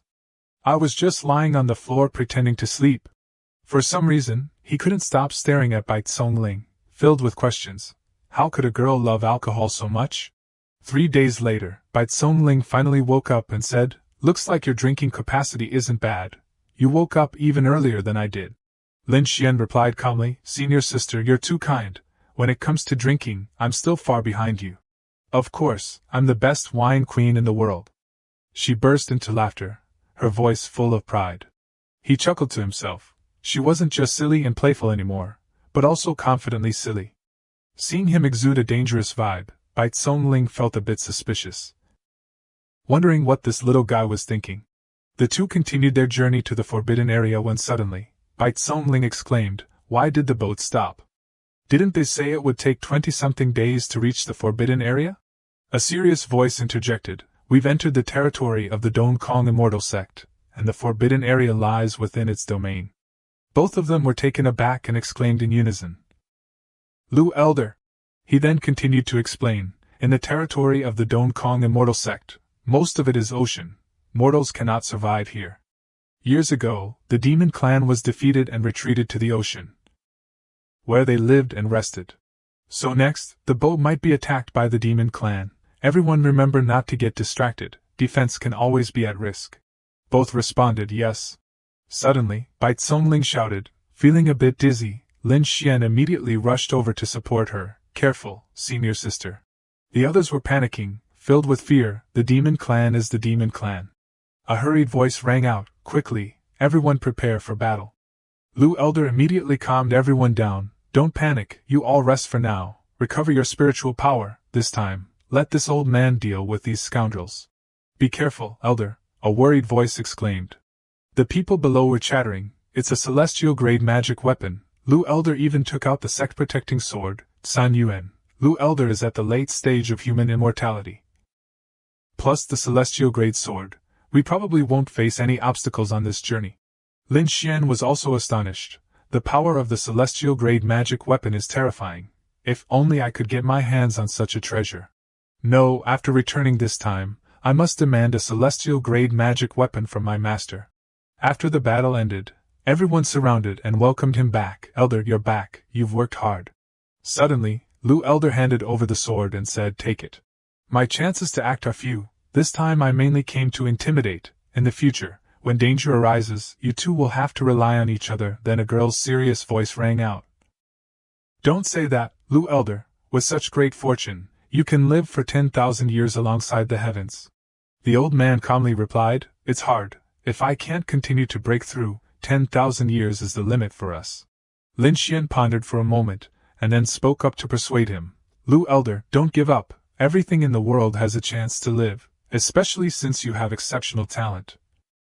The old man sighed and denied, What I lack is not talent but the shackles of heaven and earth, preventing beings from breaking through. Lu Elder, Before he could finish, the old man interrupted, It's fine, it's just the laws of nature. Besides, I'm not really on the verge of death. Suddenly, the old man laughed. If I don't take action, I could definitely live another 30 or 50 years, which made Lin Xian very curious. Can't you find a way to break through the shackles? Lu Elder turned to look at him and asked, Do you know about the tribulation of ascension? Long ago, transcending tribulations and ascending, referring to two things, surviving a lightning tribulation without dying is considered a human immortal, which is also the process of becoming an immortal that is often talked about now. After transcending the tribulation, an immortal with a breakthrough in cultivation leaves the original realm, and this is what we call ascending. Starting from 2,000 to 3,000 years ago, something unknown happened. All cultivators in the original realm, regardless of their talent, could not break free from their shackles and leave this place. Thus, the term ascending gradually faded away. Lin Xian continued, meaning that, regardless of talent, in the original realm, the highest one can reach is the late stage of human immortality. Lu Elder replied, Generally speaking, that is indeed the case. However, the resources in that small world are clearly enough for someone to transcend and ascend. As long as little Xian Ran isn't exaggerating, then the fruit she created, once consumed, would directly turn someone into an immortal. Hearing this, he was even more surprised, saying, So what is the true power of the master? Immediately, Lin Xian asked, Right, Elder, have any powerful beings surpassed this realm come to the original realm to dominate this place? Lu Elder replied, The original realm, being a complete dimension, naturally has its own laws of heaven and earth. If one surpasses the limitations of these laws, they would be killed by the power of the laws. But if the strength of this outsider is enough to kill the laws of heaven and earth, then it would be different. So, it means that the master's strength might be at the late stage of human immortality. All Bai Tsongling stared at him, wondering what this kid was thinking, so focused. As they ventured deeper inside, everyone was puzzled. Strange, where is this place? Why is there only fog, and nothing else can be seen? Lu Elder explained, This is a forbidden area. For the next 3 months, you all should close your eyes and rest to keep your spirits in the best state before the grand meeting of the 100 sects begins. I will wake you up. Everyone immediately complied, responding in unison, understood. 3 days later, awakened by strange noises, everyone came to their senses. In a panic and worry, what is happening? What has occurred? We are being pressured by 2 other ships. A voice suddenly called out, Fellow cultivators over there, don't panic. This ship hasn't been maintained for a long time, so it's a bit unruly. Please don't blame us. Meanwhile, from another nearby ship, another voice chimed in, Senior brother, what nonsense are you saying to them? It's making everyone a bit confused. It's the same over there. They suddenly burst into laughter, teasing, When did we, the true martial immortal sect, need to explain ourselves to the weak? The senior brother replied, Junior, you're mistaken. They traveled thousands of miles to be here. Even if their strength is a bit lacking, we can't bully them. Hurry, apologize to them. At this moment, Lin Xian was extremely annoyed. These 2 were so irritating, one singing and the other responding. And now, Elder Lu finally spoke up, I thought it was someone important. But it turns out to be those 2 lost dogs from years ago. They gasped in unison, Elder Lu. The younger one quickly replied, Old man, both of us are now at the late stage of the human immortal realm. Are we really supposed to be afraid of you? Even if our combat power isn't the same at this level, 2 against 1 might still give us a chance, he thought to himself. Suddenly, he was taken aback. What? Elder Lu, standing behind him, had him locked down and said, A few thousand years can pass in the blink of an eye, but a waste is still a waste. Even if you've reached the late stage of the human immortal realm. The other one, panicking, quickly negotiated, Elder Lu, we were just joking. It's been years since we last met, and we wanted to lighten the mood. There's no need to take it seriously. Elder Lu suddenly shouted in anger. A bunch of useless fools, acting all high and mighty just because you have 2 treasure ships. Don't make me take action. Just get on that treasure ship. Consider it a gift for bumping into us. The younger one gritted his teeth in frustration and asked, On what basis? Just because you're an old man, you think you can take our treasure ship? Suddenly, an unnamed force pressed down on him, and the subordinate standing nearby panicked, calling out, Senior brother. Everyone couldn't help but admire. This old man didn't even move and still knocked down the senior brother. That's impressive.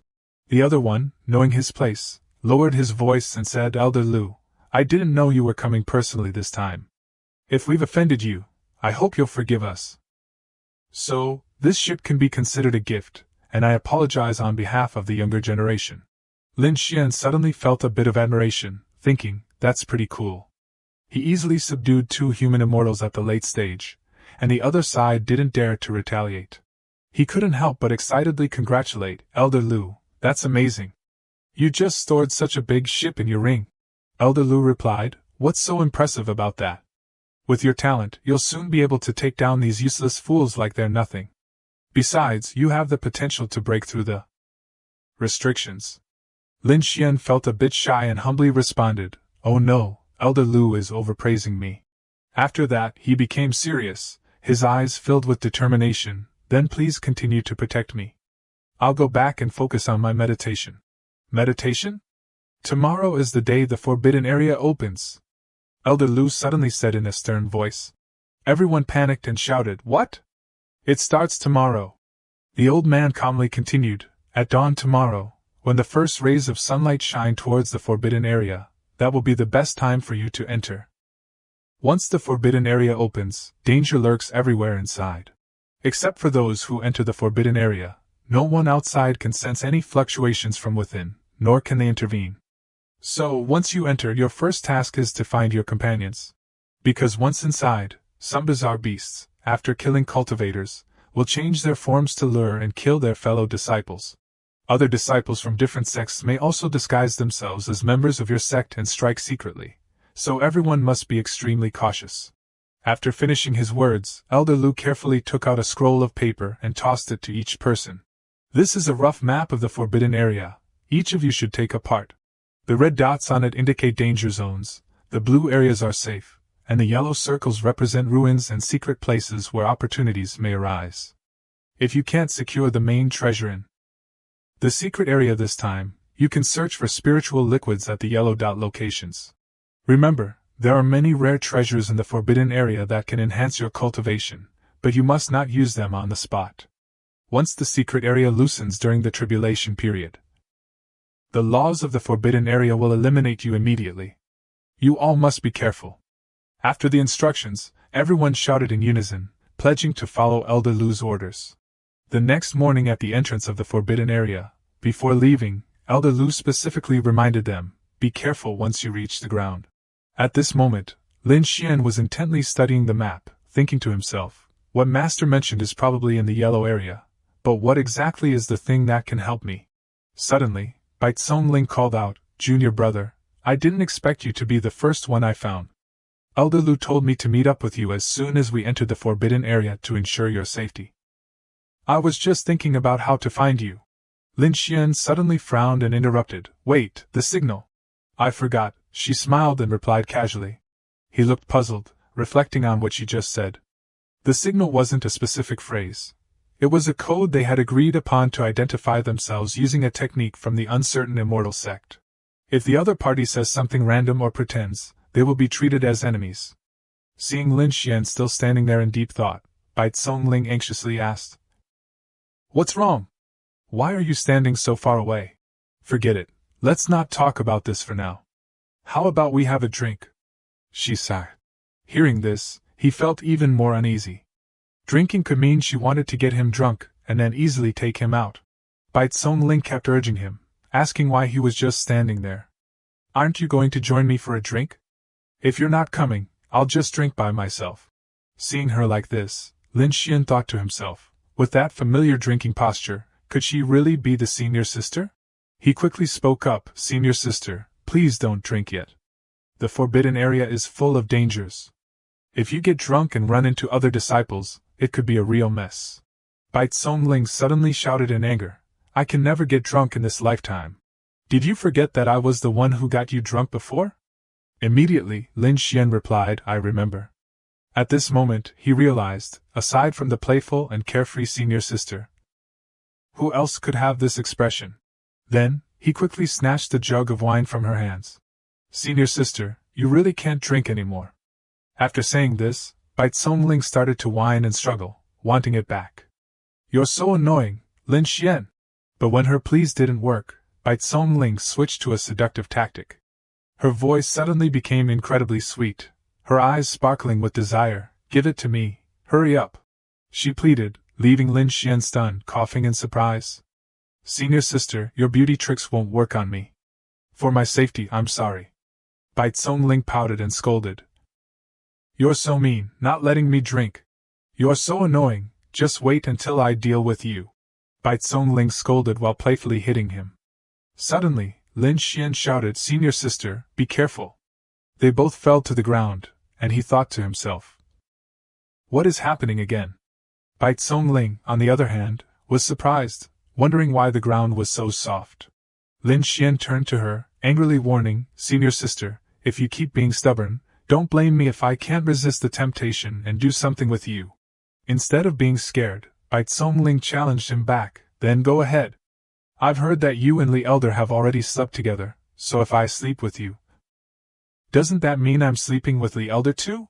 He was suddenly confused, thinking, why didn't I know about this good news? Let's not talk about that for now, this girl's logic is quite impressive. Suddenly she collapsed into Lin Xian's arms, leaving him flustered. Senior sister, you're not falling asleep again, are you? Meanwhile, Bai Tsongling's voice became dreamy as she murmured, Li Elder. Inside him, he was screaming in despair. Just stepping in and already facing such a formidable opponent felt like babysitting. If he had known, he would have hidden away the moment he saw her appear. Meanwhile, two strangers were quietly observing, and a woman's voice rang out, Senior brother, there's a powerful cultivator ahead with a significant fluctuation in spiritual energy. They must be seriously injured. The other man replied, I can feel it too. The two of them began to devise a plan. The woman suggested, if we strike now, we can definitely take them down. The man immediately agreed, all right, today they've run into us. They're out of luck. At that moment, Lin Xian also sensed that he was being watched. The presence was approaching too quickly. The two energies were intense, unlike fellow disciples, and their cultivation levels were above his. This was going to be a tough situation. Both sides had recognized each other, so they revealed themselves. The woman mocked, Senior brother, this little brat has spotted us. The man sneered, so what if he has? What can a late-stage spirit transformation disciple do against two late-stage great ascension cultivators like us? Where's your great ascension buddy? Why are you all alone? At this moment, Lin Xian felt relieved that he had hidden his senior sister away. Looking at the fierce demeanor of these two, he feared that if a fight broke out, he wouldn't be able to keep an eye on her. He then spoke up, you two are so chatty. Get past me first before talking about anyone else. This made the man furious, and he shouted, you were so arrogant before, even daring to rob our boat. Today, I'll deal with you first. The woman quickly intervened, smiling wickedly, wait, senior brother, don't act just yet. Let me have some fun with this little late-stage spirit transformation disciple first. Lin Xian didn't hesitate and responded defiantly, come at me. The woman sneered, little junior brother, don't resist anymore. If you serve me well, who knows, I might just spare you. He scoffed in reply, too bad, with your looks, I'm not interested. Immediately, she became furious and shouted, you really want to die? Then both of them unleashed their ultimate moves, causing a massive explosion. Lin Xian stood firm, his gaze resolute. The woman panicked, what kind of magic is this? It's too fast. This attack was so fast that there was no time to prepare. All I could do was try to block it. The strength of a little brat in the transformation stage shouldn't be too powerful. As I charged into attack, Lin Xian suddenly realized he had missed the strike. The woman still stood her ground. This made him wonder, how could he have missed? The power of a great ascension cultivator is incredible. To dodge such a surprise attack at such close range in the blink of an eye is impressive. Turning to look more closely, he was taken aback. So, the head flew off, huh? But why didn't I feel like I actually struck? His voice dripped with sarcasm, questioning whether the Great Ascension Cultivator was actually that weak. Or maybe this treasure is just too powerful? But if it can kill a Great Ascension Cultivator without spilling a drop of blood, then it must be incredibly strong. The man witnessing the entire battle couldn't help but feel astonished and furious. He shouted in rage, "You dare to kill my junior sister? Today, I will definitely tear you into 100 pieces to avenge my junior sister." With that, the man charged in, attacking fiercely, but Lin Xian could only quickly dodge his strikes. Frustrated, he yelled, "You dodged once, but do you think you can keep dodging?" Lin Xian turned back, responding sharply, "Who said I wanted to run? You think it's just about you?" His confident words left the man startled. Lin Xian smirked and continued, "From our earlier exchange, I've gauged about 80 to 90% of your strength. With your current power, you want to kill me? I think you're still a bit short." With that, he unleashed a devastating move with immense power. The man, despite sensing the terrifying strength, refused to back down and challenged back, "If you're not afraid, then give it a try. You're just a little brat in the transformation stage." Immediately after, a massive explosion erupted. The man screamed in agony. Lin Xian slowly descended, his cold gaze fixed on him. Then he teased, "It seems your great ascension from the immortal sect is just this much. You should know your limits before provoking other sects. What a disgrace for your immortal sect," he mocked with a tone full of disdain and sarcasm, as if relishing every moment of the Great Ascension Cultivator's defeat. It was clear what the outcome for this cultivator would be. He struggled to rise while his body had no strength left to resist. Lin Xian, seeing this, arrogantly advised him to stop struggling. "If you plead for my mercy, I might consider sparing your life." He could not accept such humiliation and immediately roared, "Are you telling me to kneel before you? You lowly people think I would beg for mercy? Don't even dream about it." Just then, the cauldron suddenly lifted into the air. It hovered right in front of the guy. Then, it unexpectedly unleashed a barrage of electric bolts, causing him to suffer excruciating pain. Lin Xian, standing on the other side, witnessed this entire scene unfold.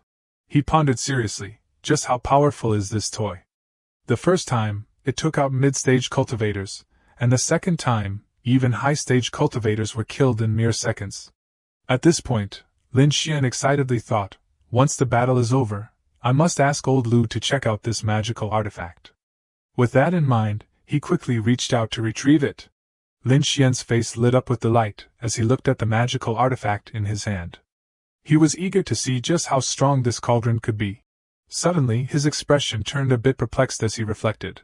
"But how could my master casually give me such a treasure? What exactly is this thing that will benefit me?" Overwhelmed by his thoughts, Lin Xian decided to let it go. He sighed in frustration and muttered to himself, "All right, I won't worry about it anymore. I'll just have to wait until then to find out what it is." Feeling tired, he suddenly realized he had forgotten something important. Lin Xian tried to recall what it was. It seemed quite significant. After a moment of thought, he finally remembered. It was his white sister who was still passed out from drinking. He almost forgot. Lin Xian quickly went to wake her up. "Sister, wake up." The scene before him was a bit shocking, as Bai Tsung-ling was currently lying on the ground completely naked. She was still sleeping soundly, and Lin Xian hurriedly covered his eyes. He thought to himself, could it be that when the cauldron activated its skill, it conveniently blasted away her clothes? The important thing is that right now, it's just me and her here. If anyone saw this, I wouldn't be able to wash away my sins even if I jumped into the Yellow River. Lin Xian quickly jumped into action, trying to find a temporary solution. There were no clothes around for her, so he decided to use his own outfit to cover her up. He was furious at this ridiculous situation. He had wanted to rush over and hug his senior sister, but instead, he ended up protecting her. The whole journey had been about cleaning up her mess. After a bit of struggling, he managed to sort things out for the time being. Looking at his senior sister, who was sleeping soundly and completely unaware of her surroundings, Lin Xian couldn't help but mutter to himself that once she sobered up, he would definitely have a serious talk with her. Just then, someone called out, startling Lin Xian, who turned to see who it was. "Hey, what are you doing here?" It was two girls from the sect. The red-haired one, Gui Meng, was at the late stage of fusion, while the white-haired girl, Fan Shui, was at the early stage of great transcendence. Gui Meng asked with concern, "Isn't this Lin Xian, the junior brother? What are you doing here all alone?" Lin Xian was still quite alert and seriously replied, "Wait a moment, sisters, there's a signal." Hearing this, they quickly tossed the token into the air and caught it with their hands, working together seamlessly. They introduced themselves simultaneously. "We are the disciples of the void, Gui Meng and Fang Shui." Seeing this, Lin Xian had no doubts left and smiled to welcome them. "Sisters, you finally made it." Gui Meng asked with concern, "Earlier, there was a strong fluctuation of spiritual energy ahead. We weren't planning to intervene, but after sensing your and the senior sister's presence, we rushed over to find you." Fang Shui chimed in, "What happened just now?" Lin Xian didn't rush to explain and instead gave them a goofy smile, asking, "First, don't mention that. Sisters, do you have any spare clothes?" Gui Meng looked puzzled at his request. Seeing their confusion, he quickly pushed Song Ling aside. Then he smiled and said, "If you do, could you help her get dressed?" The two girls looked at each other, bewildered. They quickly stepped back, their faces showing doubt. Lin Xian then explained, "Don't misunderstand, I didn't do anything wrong. The senior sister got drunk, and we just happened to run into two disciples at the great transcendent stage from the true martial immortal sect. So, I used the life-saving item my master gave me, and instantly took out the two of them, but somehow, I accidentally tore the senior sister's clothes." Upon hearing this, the two girls looked astonished. Disciples at the great transcendent stage? Since when did they become so easy to kill? A little while later, Lin Xian and Gui Meng were standing under a tree chatting. He calmly said that relying on him might be a bit forced. However, relying on the magical artifact given by his master could indeed handle the two opponents. Gui Meng, upon hearing this, gradually understood the issue. So that was it. Just then, Fang Shui smiled and announced to the two that she had finished changing clothes. Just as she finished changing, Song Ling was slowly waking up. "Sister, you're finally awake. That's great." Seeing this, Lin Xian quickly walked over to her. He said seriously, "Sister Bai, I think we need to have a serious talk about your drinking." Without any mercy, Lin Xian bluntly stated that although her cultivation was strong, if she continued like this, she would become a burden. He was doing this for her own good. Thinking ahead, if he didn't teach the girl a lesson, her drinking would eventually ruin something important. Suddenly, Song Ling unexpectedly placed her hand on Lin Xian's shoulder. Then she broke into a bright smile and said, Sorry. When I drink, I just can't control myself. I promise I won't do it again next time." It was only then that Song Ling noticed the change in her outfit. Fan Shui quickly chimed in to explain, "Junior brother used a precious artifact to confront two major cultivators from the true martial sect, and accidentally tore your clothes." Before she could finish, Fan Ling interrupted loudly. She quickly shot a glance at Lin Xian, making him feel a bit chilly. Lin Xian immediately braced himself for a possible beating. Although he was innocent and had nothing to fear, he knew that with his sister's temperament, she probably wouldn't take it well. If she did strike, he figured it would be better to just close his eyes and play dead. He squinted as he only heard sounds but wasn't harmed at all. At this moment, Song Ling clasped her hands together, sincerely admitting her mistake. "This time, it was my fault for making you face two major cultivators alone." Continuing, Song Ling firmly assured Lin Xian, "During the upcoming tournament, I will try my best to control myself and not drink." Hearing this, he silently wondered if she still intended to drink. She unexpectedly grabbed Lin Xian's hand, causing him to shyly exclaim, "Oh, sister." Song Ling did nothing more than gently pat his hand and smiled, saying, "Let's leave it at that. Don't tell anyone else, okay?" Lin Xian, a bit displeased, replied, Got it. Once she wrapped up the matter at hand, she immediately returned to the main issue. "Listen up, we're heading straight to the gathering point of the Celestial Sect. After we locate the main group, we'll join everyone in the inner area of the Treasure Realm. The journey is perilous, and danger lurks at every corner, so everyone must stay alert and avoid acting alone." In the blink of an eye, 7 days had passed. The journey to the Celestial Sect's gathering point had stretched into a month, during which they encountered numerous monsters along the way. Another month flew by, and they finally arrived at the ruins. While walking down the path, Lin Xian was quite surprised when his bracelet suddenly began to glow. Just then, Yu Qing appeared out of nowhere, asking Lin Xian, "What are you daydreaming about? Get in here." As soon as he called out, Yu Qing swiftly stopped Lin Xian. "Sure, don't raise your voice and draw attention. Others can't see me." Song Ling, a bit puzzled by his actions, turned to ask Lin Xian, "What's wrong?" He quickly waved his hand, replying, "It's nothing." Lin Xian let out a sigh of relief when Song Ling stopped focusing on him. He had almost been discovered, which was too close for comfort. Yu Qing, noticing this, casually remarked, "Isn't it because you shouted too loudly just now?" Lin Xian silently communicated with her, "Master, isn't it said that even a mid-level celestial being can't use celestial senses to enter forbidden areas?" Yu Qing calmly replied, "That's a secret. There's something you need inside." Lin Xian was quite astonished by this new revelation. It turned out his master could not only communicate with him over vast distances but could even hear his innermost thoughts. He curiously asked, "But the ruins haven't activated yet. How can a disciple enter?" Yu Qing replied nonchalantly, "Just go straight in." She smiled excitedly as she continued, "What's inside is really interesting." Lin Xian quickly responded, "I'll obey your orders." He thought to himself that if his master said so, he definitely had to check it out. With that, Lin Xian dashed off, leaving Song Ling astonished. She worriedly called out to him, but he didn't stop and continued forward, thinking, "If even my master doesn't believe it, who else can I trust?" Everyone there thought he was courting disaster, as the ruins hadn't been opened yet, and the great formation was still intact, yet he dared to rush inside. Lin Xian, on the other hand, let out a cold snort. Then he reached out to touch the barrier over there. Seeing this, everyone was astonished, wondering how he could enter the barrier without a hitch. Could it be that the relic had already opened? Song Ling felt a wave of confusion. Just who was Lin Xian, and what was his true power? Noticing that he had entered without any strange occurrences, the crowd immediately rushed in after him, excitedly discussing among themselves that if it was open, they should all go in together. Good treasures shouldn't be monopolized by that kid. Just then, a surge of spiritual energy appeared, followed by the sudden appearance of an old man. He gently introduced himself, saying, "I am the mystic alchemist. The relic is not yet open, so I hope you young friends will not be too hasty." One man in the crowd immediately shouted at the alchemist, demanding to know why that kid in the late-stage transformation could enter while they could not.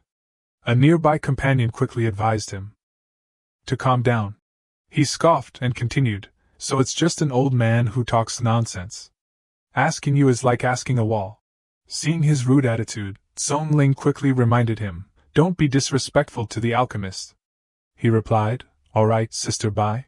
Lin Xian could enter, surely it was just because he relied on his body training to break through the barrier. If he can do it, then as a late-stage Great Ascension, I should have no trouble at all.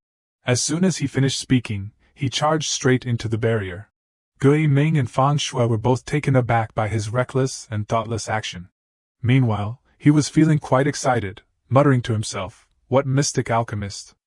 If that brat Lin Xian can do it, so can I."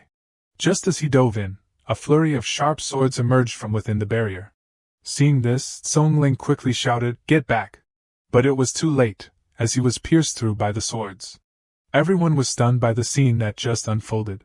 The mystic alchemist remained calm, gently stating, "Before the relic opens, the sword formation I left behind will kill anyone who intrudes in an instant. I hope you young friends will wait patiently."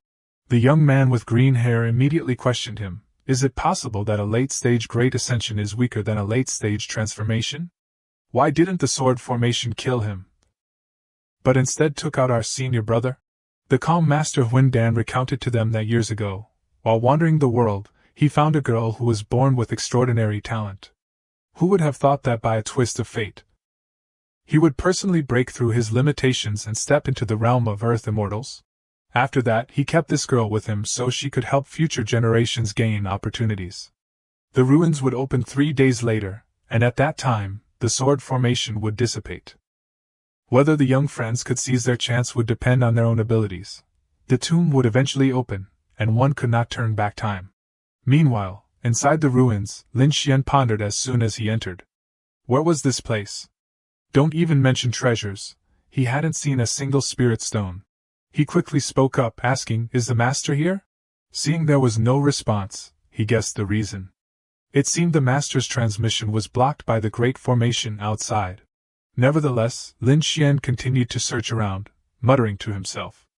After all, his master had gone to such lengths to send him into the ruins first. There was no way it was a trick.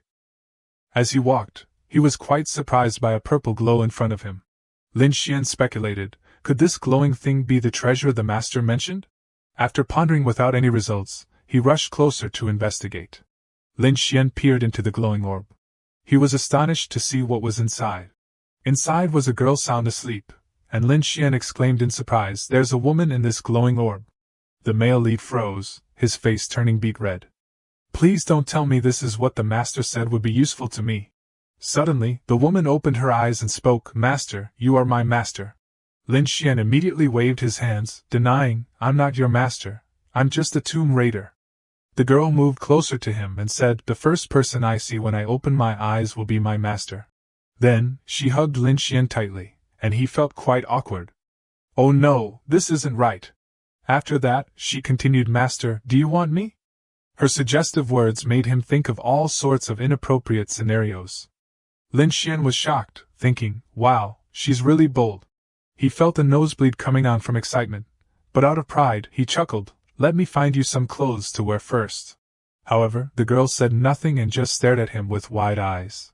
Lin Xian found himself in a rather awkward situation, standing before a woman like this, completely naked. He was flustered, beads of sweat trickling down his face. He didn't say a word, wondering if she wanted him to guess her intentions. Was she upset? Lin Xian forced a smile, trying to soothe her. "Please don't be angry. It's not that I don't want to be your master, it's just that you're not dressed, and it feels a bit inappropriate." He quickly conjured a piece of blue silk to drape over the girl. "All right, we should get dressed properly to avoid catching a cold." However, she didn't know how to put it on, and the way she wore it only made her figure more alluring. Leaving her to dress herself left Lin Xian even more helpless. With no other choice, Lin Xian decided to take matters into his own hands. After a bit of magic, the piece of fabric transformed into a complete outfit. Lin Xian beamed, "You look beautiful." After the dressing incident, he asked for her name. "How should I address you, my lady?" She replied succinctly, "I am W.L. Yang." The male lead was curious, "How did you end up here?" She answered honestly, "I've lost all my memories from before." Lin Xian then wrapped his arms around W.L. Yang's waist. "Then just stick with me for now, I'll take you outside." Together, they stepped out of the forbidden area, and for some reason, the space became incredibly bright. Lin Xian shielded his eyes. The light was blinding, dazzling everyone around. Outside the forbidden zone, a crowd had gathered. Suddenly someone shouted, "What's going on? There's a path ahead. Has the barrier been broken?" The figures of the two began to materialize. Bai Tsongling called out, "Lin Xian, are you alright?" He replied, "I'm fine, senior sister. I found this person in the ruins." The introduction of W.L. Yang caught the attention of the men, their eyes lighting up. What a gem! How could a kid in the late stage of transformation snag such a treasure? It's truly unfair. One lecherous guy stepped forward, trying to make a move. "My lady, he's a bad guy. You should come over to your big brother." Tsongling quickly interjected, "What are you doing stepping in front? You're from a different sect." Without hesitation, she taught him a lesson. His companions shouted in protest, "Hey! Why did someone from the Voidless sect hit so hard? Didn't we agree to cooperate to find the treasure? Why are you hurting our sect members?"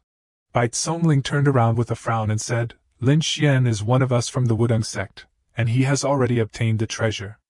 On the contrary, you all want to snatch it from him. It seems like you are the ones starting a civil war here." The group began to draw their weapons in a threatening manner, saying, "Your treasure? Don't beat around the bush. Hand over the treasure, and we'll let your sect live." They had barely spoken a few words before she called their bluff, exposing their true intentions. "Don't think that just because you have more people, we'll be scared." Tsongling quickly pulled out her weapon. Though she looked petite, her aura was fierce. "Don't think that just because you have numbers, we'll be intimidated."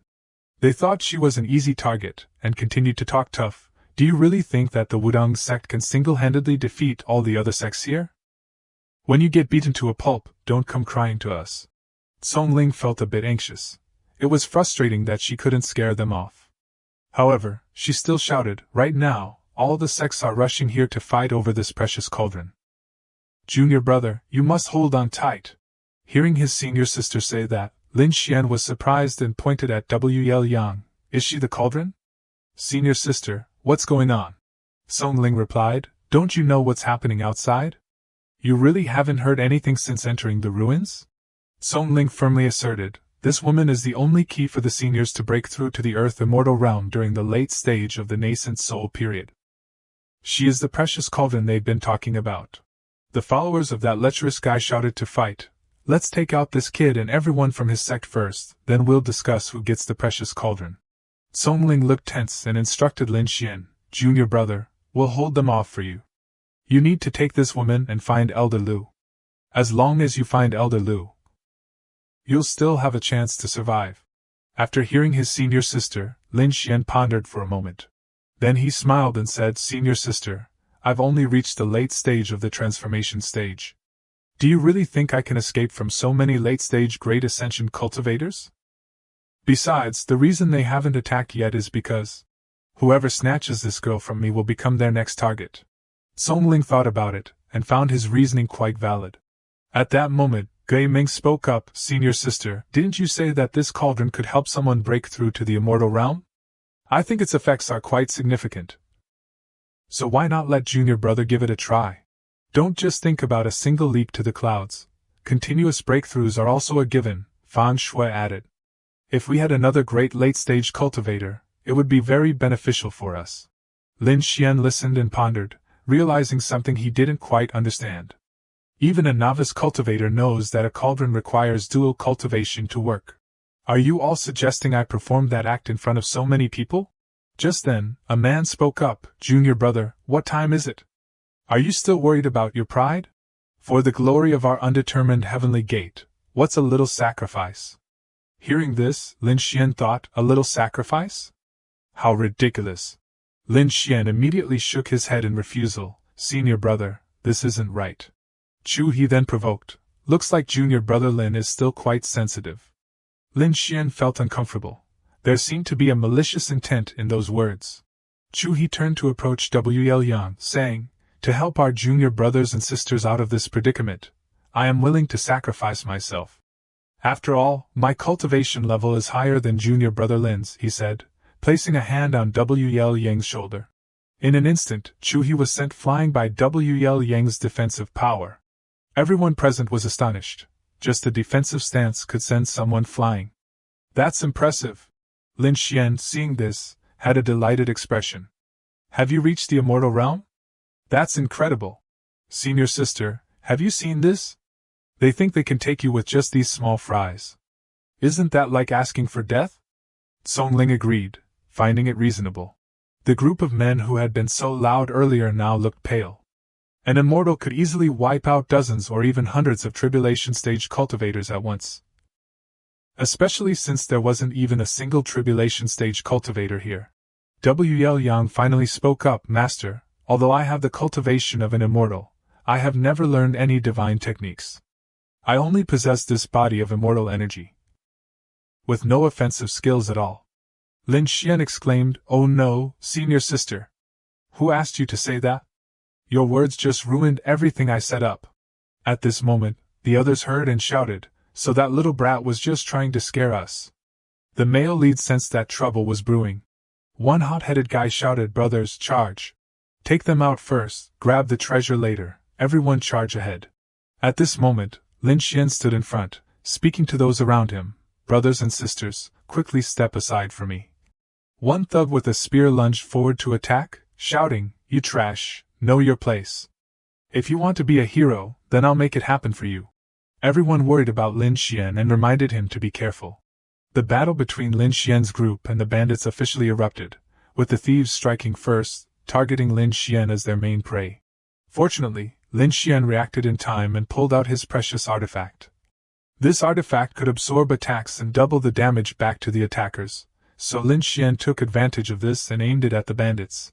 Bai Tsongling looked at him in admiration. Junior brother, Where did you get this powerful artifact? Can I borrow it sometime? Lin Xian, feeling a bit smug, replied, Sister, this is a protective talisman my master gave me to use once. He specifically said I could only use it twice in total. Song Ling was momentarily stunned. Then she jumped up. Are you stupid? How could you reveal something so important? Oh right, I forgot. W. Yang pointed at him and shouted, Everyone, look! His artifact has completely lost its glow. It's no different from a regular item now. The bandits, incited by this, reacted fiercely, charging together, killed this guy, grabbed the artifact. Unfortunately for them, Lin Xian clung tightly to his artifact and teased, I must have remembered wrong. My master said I could use it 3 times. The mastermind of the bandits was instantly frightened. Without giving him a chance to retreat, Lin Xian launched another attack with the artifact and took him down. Lin Xian thought to himself, I had no grudge against these people, but I never expected they would want to kill us for the artifact.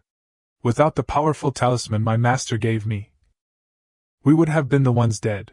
He waved his fingers confidently, no more pretending, I'm revealing my cards now. This is actually a defensive treasure, and it can be used way more than just a few times. W. Yang shouted in frustration, After all this time, you were just playing us. Lin Xian replied, What else could I do?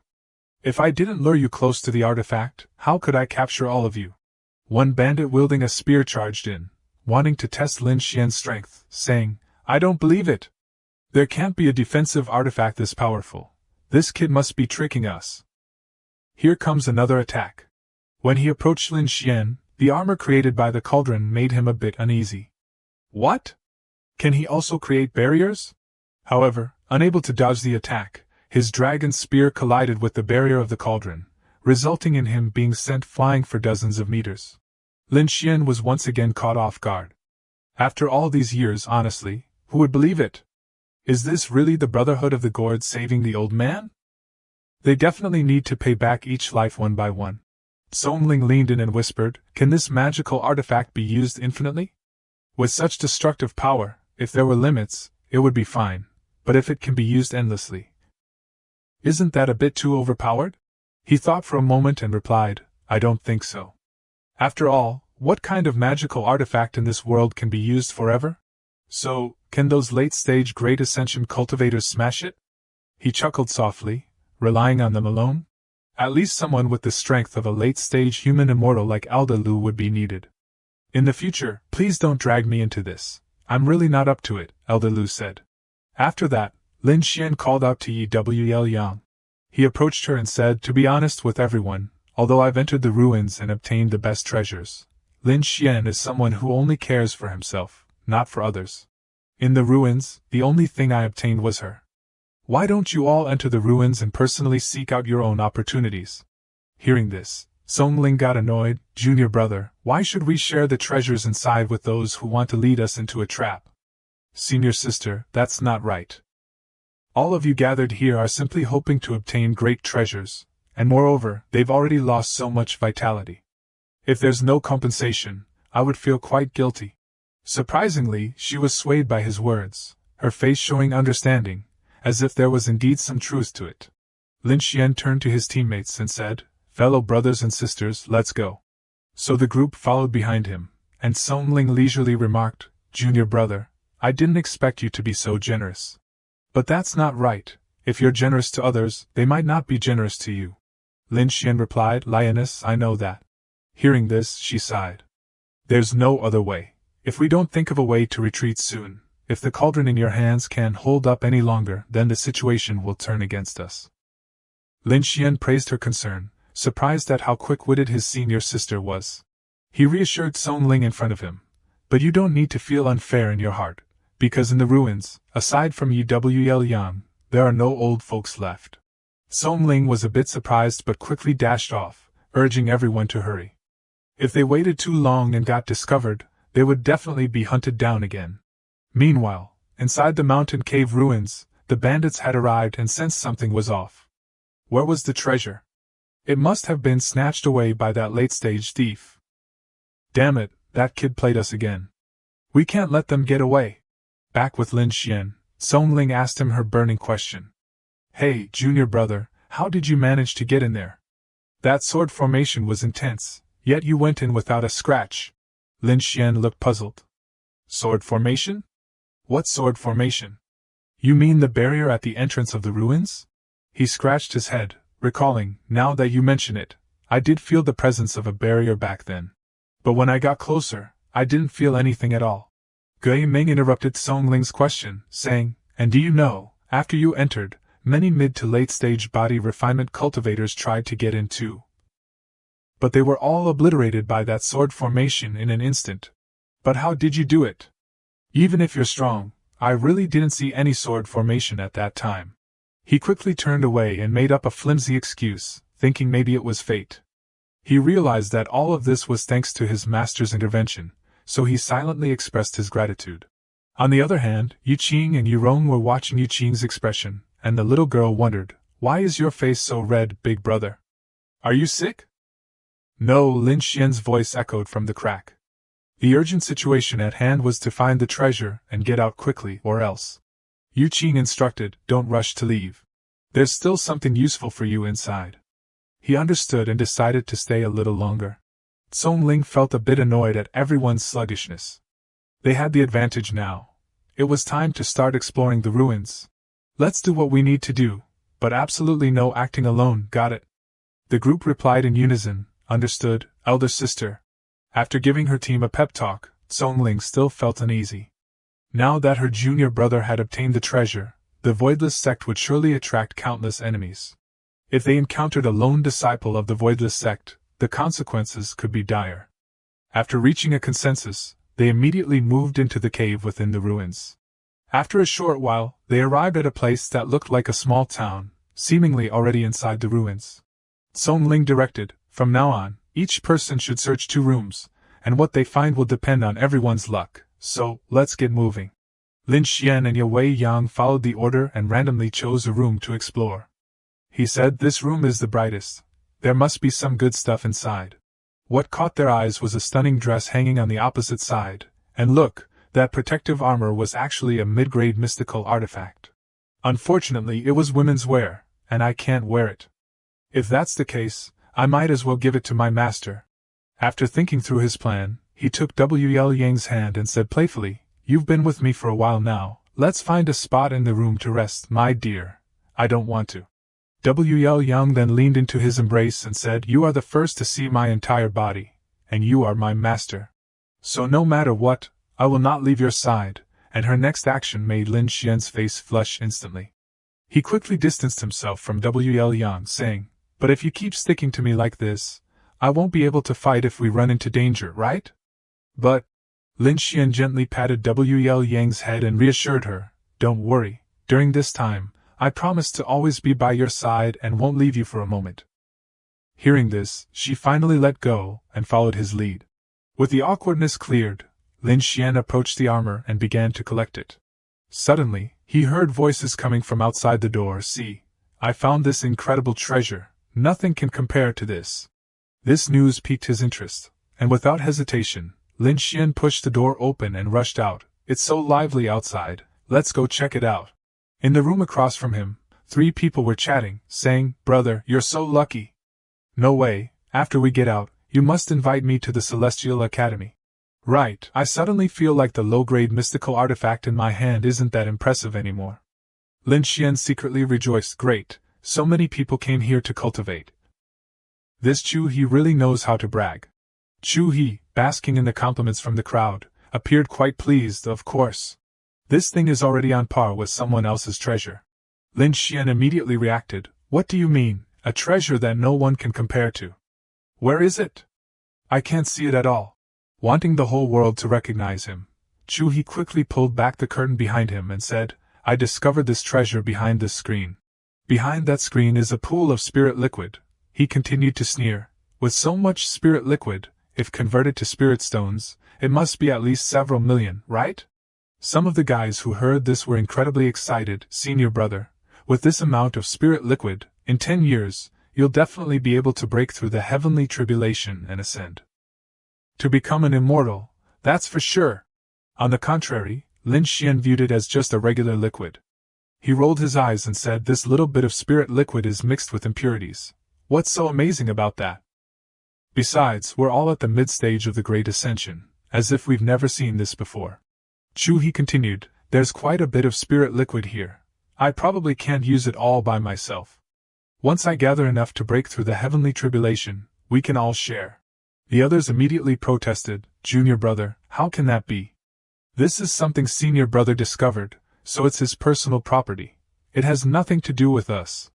He started to mock Lin Xian, saying, we're all fellow disciples. Good things should be shared, not hoarded by someone. Lin Xian frowned, thinking, so this little brat was waiting for me here? He and W.L. Yang resolved to leave, thinking, we're all fellow disciples. There's no need to compete with him. However, Gui Ming stopped them, saying, wait, if Junior brother is so enthusiastic, then I guess I'll just have to shamelessly accept. This was unexpected and made him reluctantly agree. He had just been casually saying it, pretending a bit, but didn't expect this woman to actually be so bold as to come to me for it. Chu He's offhand comment led to a chain reaction, with fellow disciples eagerly lining up to get their share of the spirit liquid, which made him regret a bit. However, Lin Xian was different from them, leaving Chu He a bit puzzled. That little brat really isn't taking any spirit liquid and just walked away. He then called out enticingly, don't go, Junior brother, you have a share too. Lin Xian gave him a sideways glance and said, thanks for the kind offer, Senior brother, but this spirit liquid isn't very useful for me. You all can use it yourselves. Chu He pulled out a golden ring from his bag and said, Junior brother, what you said is nonsense. Who in this world doesn't need spirit liquid? This is the spirit liquid I've collected in my storage.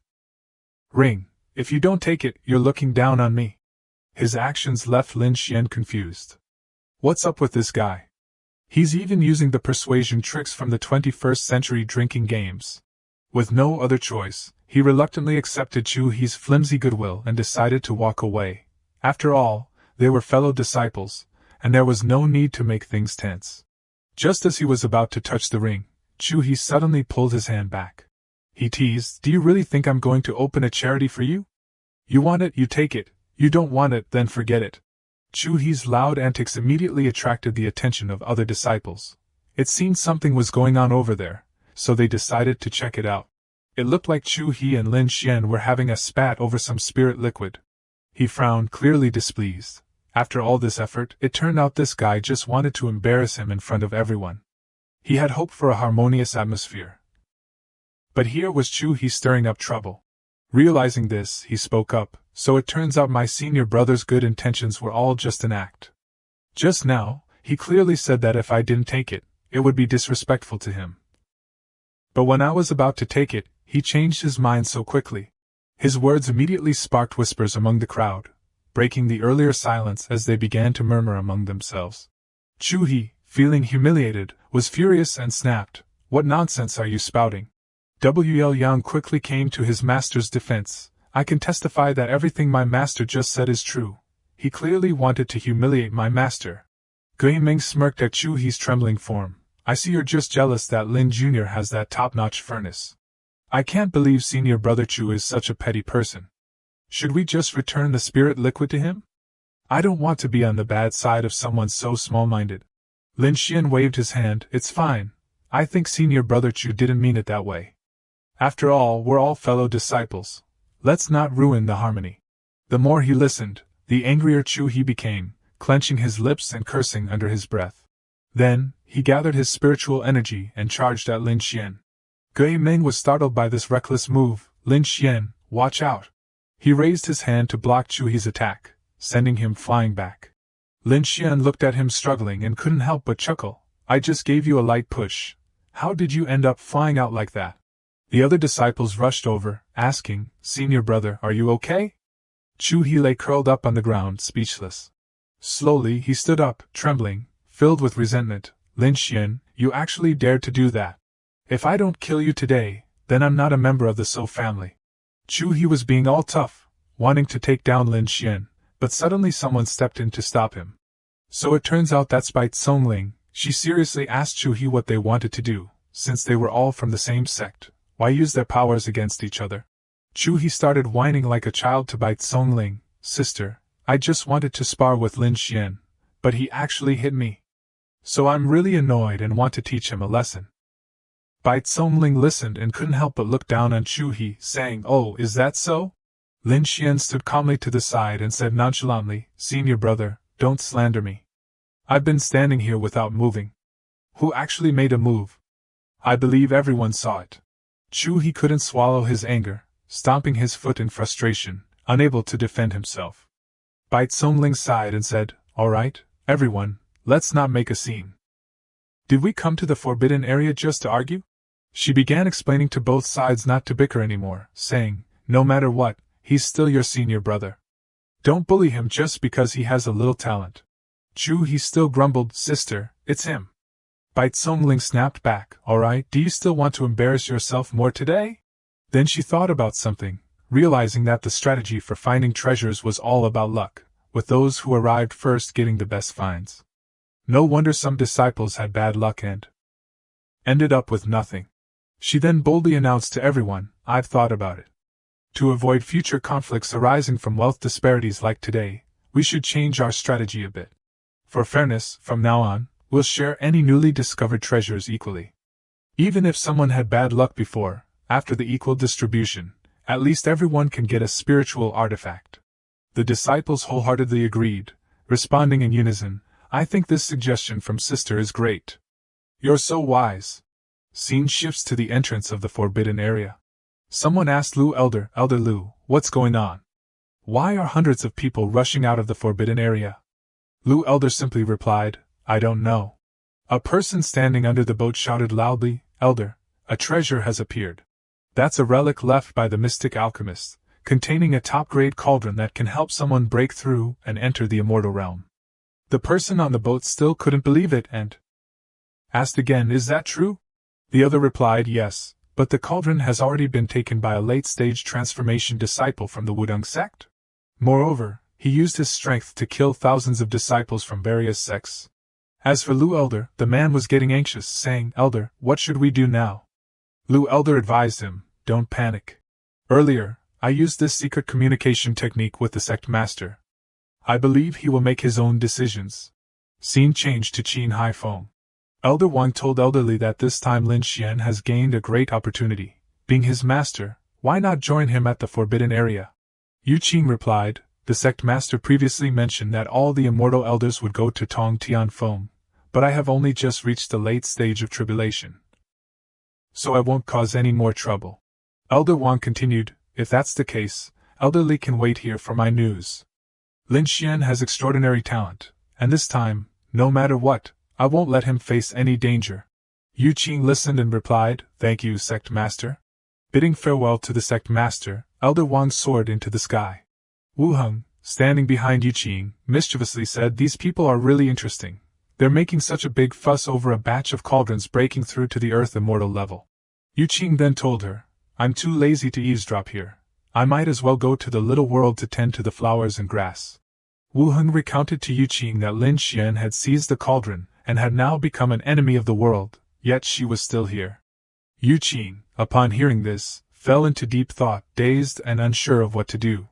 Wu Heng continued to speak to awaken Yu Qing, "Could it be that you really don't care at all for that little sweetheart of yours?" Yu Qing didn't pay much attention, just shot Wu Heng a glare. And she said, "With the blood and flesh of the true dragon immortal king protecting him, his physical strength can already rival that of the celestial immortals." Wu Heng, feeling frustrated, tried to swallow her anger. "Fine, give him the strongest protective treasure, but you even went so far as to kill a true dragon immortal king to refine his body. Truly, people can be infuriating." Scene changed to a month later. Lin Xian was sleeping under a tree with two young ladies, Bai Tsongling and Ye Wei Yang. In his dream, Yu Qing gently approached and called out to Lin Xian, calming down, "There's something I mentioned earlier not far ahead in the bamboo forest." Lin Xian jolted awake, groggy. He looked around but couldn't see his master. Panicking, he called out, "Master, are you there? Master, what is the thing you mentioned? Can you give me a hint?" He thought to himself, "It's been a while, could it be that the signal is bad?" Then he pouted, "Master, are you there? How about a kiss?" Yu Qing, appearing out of nowhere, punched him a few times. Lin Xian silently wondered, what's wrong with Master? Why does she only hear the bad things and not the good ones? Suddenly, a map appeared in his hand, showing the way. He opened it up and was overjoyed. It was indeed as he thought. Bai Tsongling also curiously looked at the map and said, "The bamboo forest ahead is extremely dangerous. We should do our best to take the long way around. Let's not go inside there." Lin Xian thought to himself, if it's not dangerous inside, how could there be any good treasures? He told Bai Shiji, "But I can't shake the feeling that there's something drawing me into the bamboo forest ahead. Why don't we give it a try? Who knows, there might be even better treasures inside." Then he reminded himself, never mind, it's best to respect everyone's opinions, I can't force others. Bai Tsongling excitedly said, "Then let's go. If there are good treasures, there's definitely a certain level of danger involved. Since we're already here, let's go in and take a look."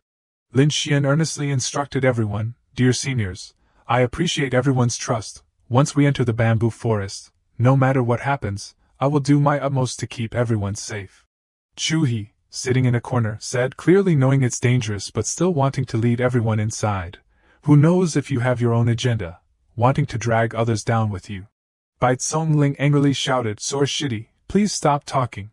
Chu He turned his head away and replied, "Fine, if you want to go to your doom, go ahead with him, I'm not going." Bai Tsongling didn't want to argue with him much, so she said, "If you're going to be alone now, then please don't say anything more." Chu He stubbornly expressed his opinion, "No matter what, I won't go, don't waste your breath on me. I'll take full responsibility for the consequences." Lin Xian heard this and said, "All right then, if Shi Xiang doesn't want to go, we won't force you, take care of yourself." Then Lin Xian and all the other disciples headed towards the bamboo forest, leaving Chu He behind alone. Chu He was still fuming. "Lin Xian, just wait, once I refine the spirit liquid and break through, I'll deal with you." Suddenly, a voice echoed from somewhere. After following for so long, finally someone is alone, Chu He exclaimed in fear. "Who's speaking?" A huge beam of light burst forth. There was a blood-stained golden ring lying on the ground. A bald man picked up the ring. He smirked and said, "Can't kill Lin Xian, then I'll deal with the disciples of the uncertain immortal sect first. But this guy is no match for Lin Xian, he won't last a single blow." At this moment, in the bamboo forest, Lin Xian, Yue Yang, and Bai Tsongling were gathered with a large crowd in front of a cave, and Bai Tsongling exclaimed, "Oh, this must be it." Looking at the pile of broken spiritual artifacts that used to be high-grade magical treasures at the cave entrance, she couldn't help but say, "Looks like this trip was worth it." Gui Meng's eyes sparkled with excitement as she said, "These broken artifacts were all once high-grade magical treasures." Fang Shui rubbed her hands together happily, adding, "There must be even better stuff inside." One person in the group shouted, "Let's go in and check it out." So, everyone started to file into the cave one by one. Bai Tsongling led the way, glancing around before saying, "It's so dark in here." Lin Xian huffed, and snapped his fingers. The torches in the cave lit up in response. Once the cave was illuminated, a pile of gold, silver, jewels, and large spiritual artifacts was revealed, causing the crowd to gasp in awe. Bai Tsongling was dazzled by the treasure, her eyes sparkling as she joyfully exclaimed, "This expedition is totally worth it." The people behind her quickly gave thumbs up in agreement. In contrast to Bai Tsongling's excitement, he calmly surveyed the surroundings and pondered, "Aren't some of these mid-grade magical treasures? Is it really worth a long call for me?" While he was deep in thought, Yu Qing appeared out of nowhere and said, "There's a long spear to the left of the cave entrance. Picking it up could be useful for you." He was startled and called out, "Master." Yu Qing continued, "Didn't you say you didn't have any offensive magical treasures? This is a genuine high-grade heavenly treasure." He scratched his head, looking puzzled as he silently wondered, "A high-grade heavenly treasure?" It's important to note that heavenly-grade magical treasures are the prized possessions of major sects, with each sect typically having only one or two. Meanwhile, the others were busy scooping up gold, silver, jewels, and spiritual artifacts. After a while, the item he was searching for finally emerged from beneath the pile of gold and silver, and he exclaimed, "This is it." However, upon picking it up, his face showed clear disdain as he remarked, "This looks no different from junk." Suddenly, a loud roar echoed, shaking the entire cave. Bai Tsongling sensed the danger and shouted, "This isn't good. We must have accidentally triggered some mechanism earlier. The beasts in the cave are starting to wake up." With that, she turned to the crowd and yelled, "Everyone, hurry up." Just as the words left his mouth, a massive, aggressive snake lunged out, its mouth wide open, revealing sharp fangs as it let out a loud roar. The crowd, seeing this, panicked and shouted to each other to run for their lives, urging everyone to escape quickly. Meanwhile, Lin Xian was still trying to gather the high-grade magical artifact that Yi Qing had mentioned, when someone anxiously called out, "Lin Xian, hurry up!" He replied, "Senior sister, you all go ahead with Bai Tsongling first," to which Gui Meng in shock exclaimed, "What? Are you not planning to run?" Wu Yang looked at him with concern and said, "Our master won't leave you," but he reassured her, "It's okay, once we're done here, I'll come find you. I really can't do much with you here." Meanwhile, Bai Tsongling was fiercely attacking the giant snake. Lin Xian quickly approached to check on her, asking, "Senior sister, are you okay?" She replied, panting heavily, "Junior brother, you should get out of here. I'll handle this."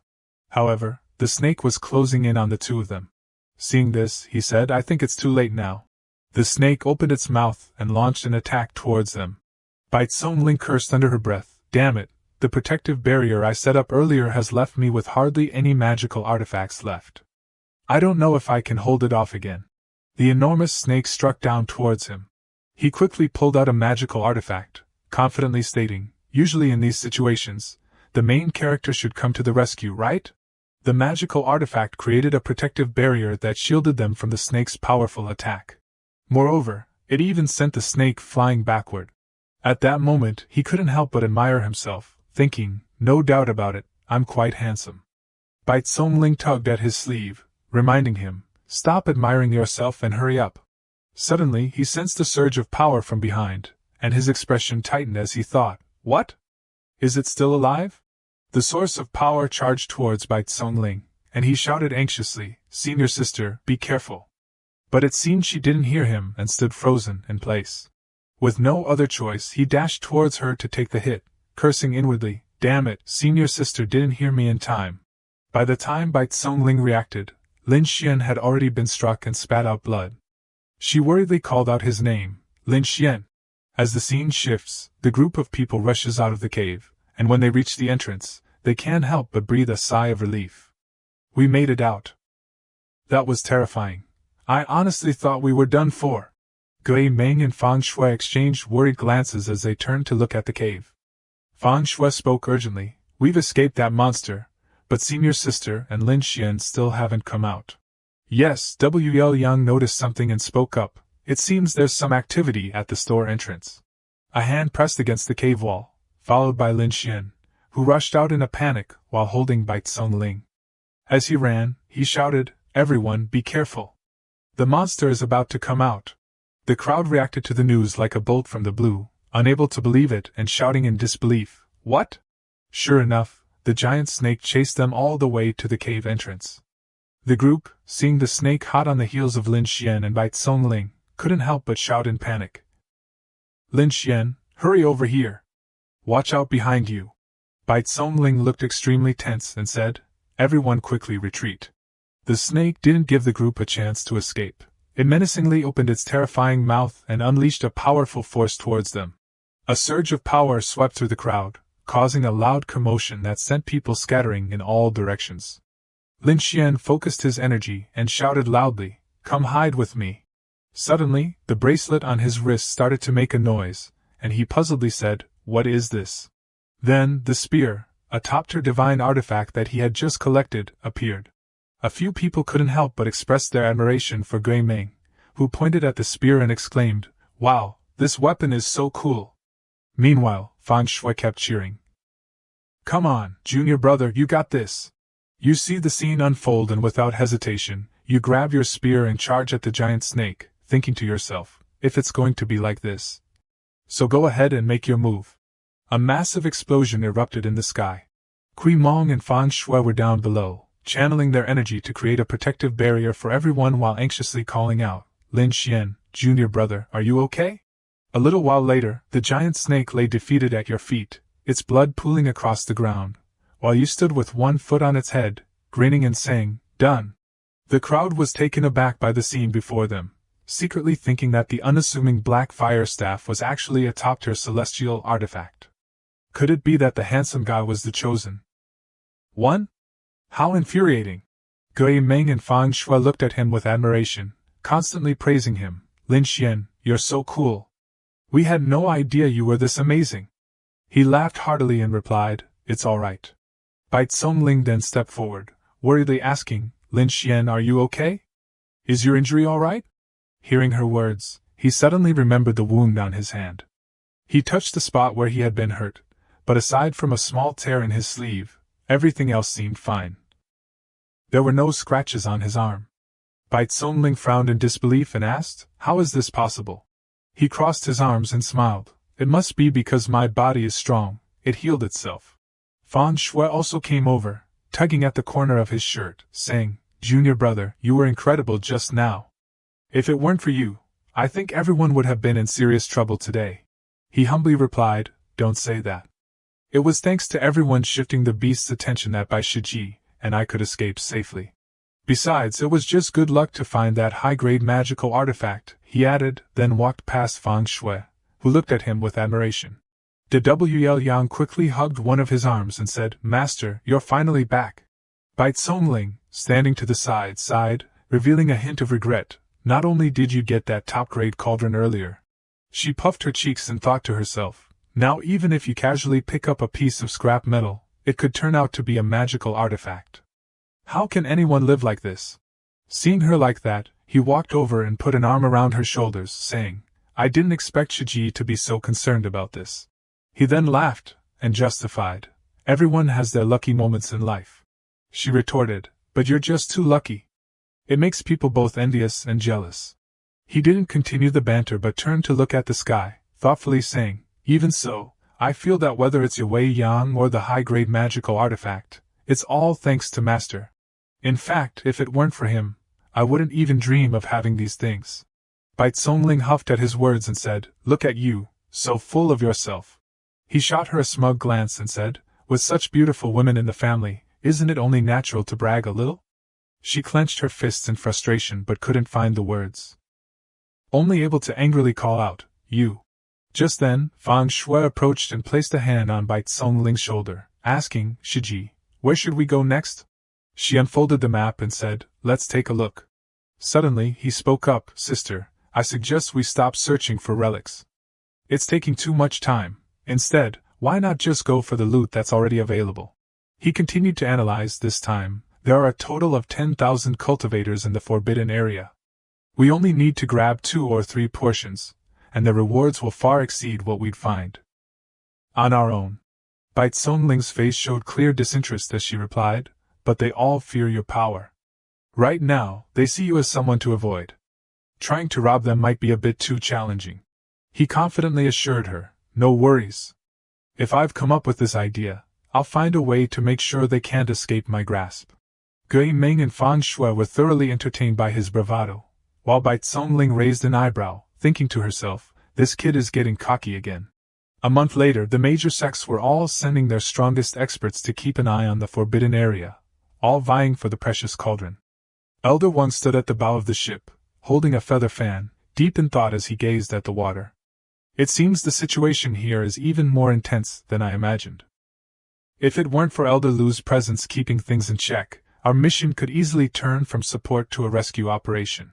Suddenly, someone approached from behind and said the Grand Sect Conference is about to wrap up, but during this time, not only have other sect disciples shown up, but none of our own have made an appearance. The person wondered aloud if something unfortunate had happened to them. Hearing this, Elder Bai fell silent and replied, I just hope Lin Xian can foresee the dangers outside the forbidden area. If he can leave the cauldron there and return safely, this trip will be considered a success. He continued, if he can find an opportunity in the forbidden area to use the cauldron to break through his cultivation level, that would be even better.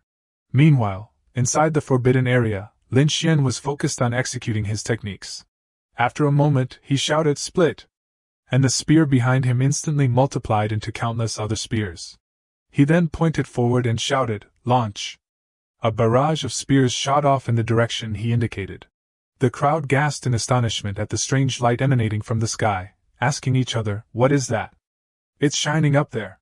Once they got a clear look, they couldn't help but scream, It's magical artifacts. The sky is filled with magical artifacts. Panic ensued as they shouted to one another, Everyone, run! The cluster of magical artifacts hurtled toward them, resulting in a massive explosion. As the smoke from the explosion gradually cleared, everyone could see the ground where those people had stood moments ago was now drenched in blood. One person, unable to believe the scene before them, exclaimed in horror that all 17 of the great masters had been wiped out in a single move by him. Bai Tsongling couldn't help but exclaim, "Junior brother, you've become incredibly strong." In her heart, she was constantly amazed, thinking that this was a bit too much power. He scratched his head and replied, "Actually, this isn't just about my strength. It mainly comes from the immense power of the magical artifact itself." He then picked his nose, putting on an innocent expression, and added, "Besides, I only crippled their cultivation. I didn't take their lives." The others, hearing this, turned pale with fear, thinking that being crippled was worse than death.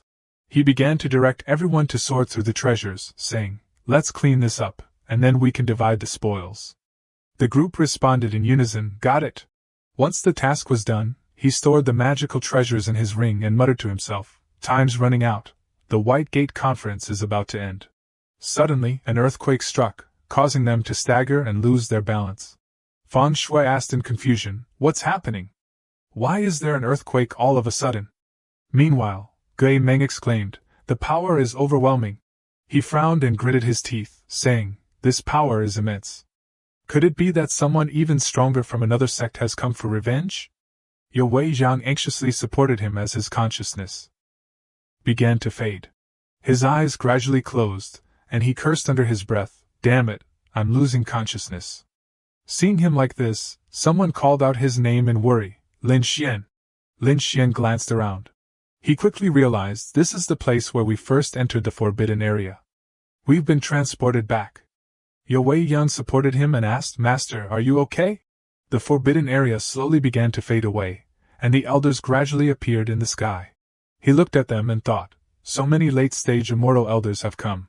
Bai Tsongling gasped in disbelief, "Oh my gosh, this is the supreme-grade cauldron." Yue Wei-yang frowned and snorted. At that moment someone said, "What the uncertain immortal sect possesses are all top-tier treasures." The speaker was Elder Lu, who challenged, "I want to see who dares to make a move." An elder raised his sword at him and replied, "Old man, others may fear you, but I do not. The rest of you, just leave." He pointed at the group of Lin Xian, but they had to stay put. Elder Lu said, "Stop wasting words with this old man. Today the undefined immortal sect must perish here, a bunch of useless trash, unable to cultivate any outstanding disciples. Only able to band together to snatch treasures after someone else has done the hard work." Then he turned to the boy and asked, "Lin Xian, do you think these kinds of people are worthy opponents for us?"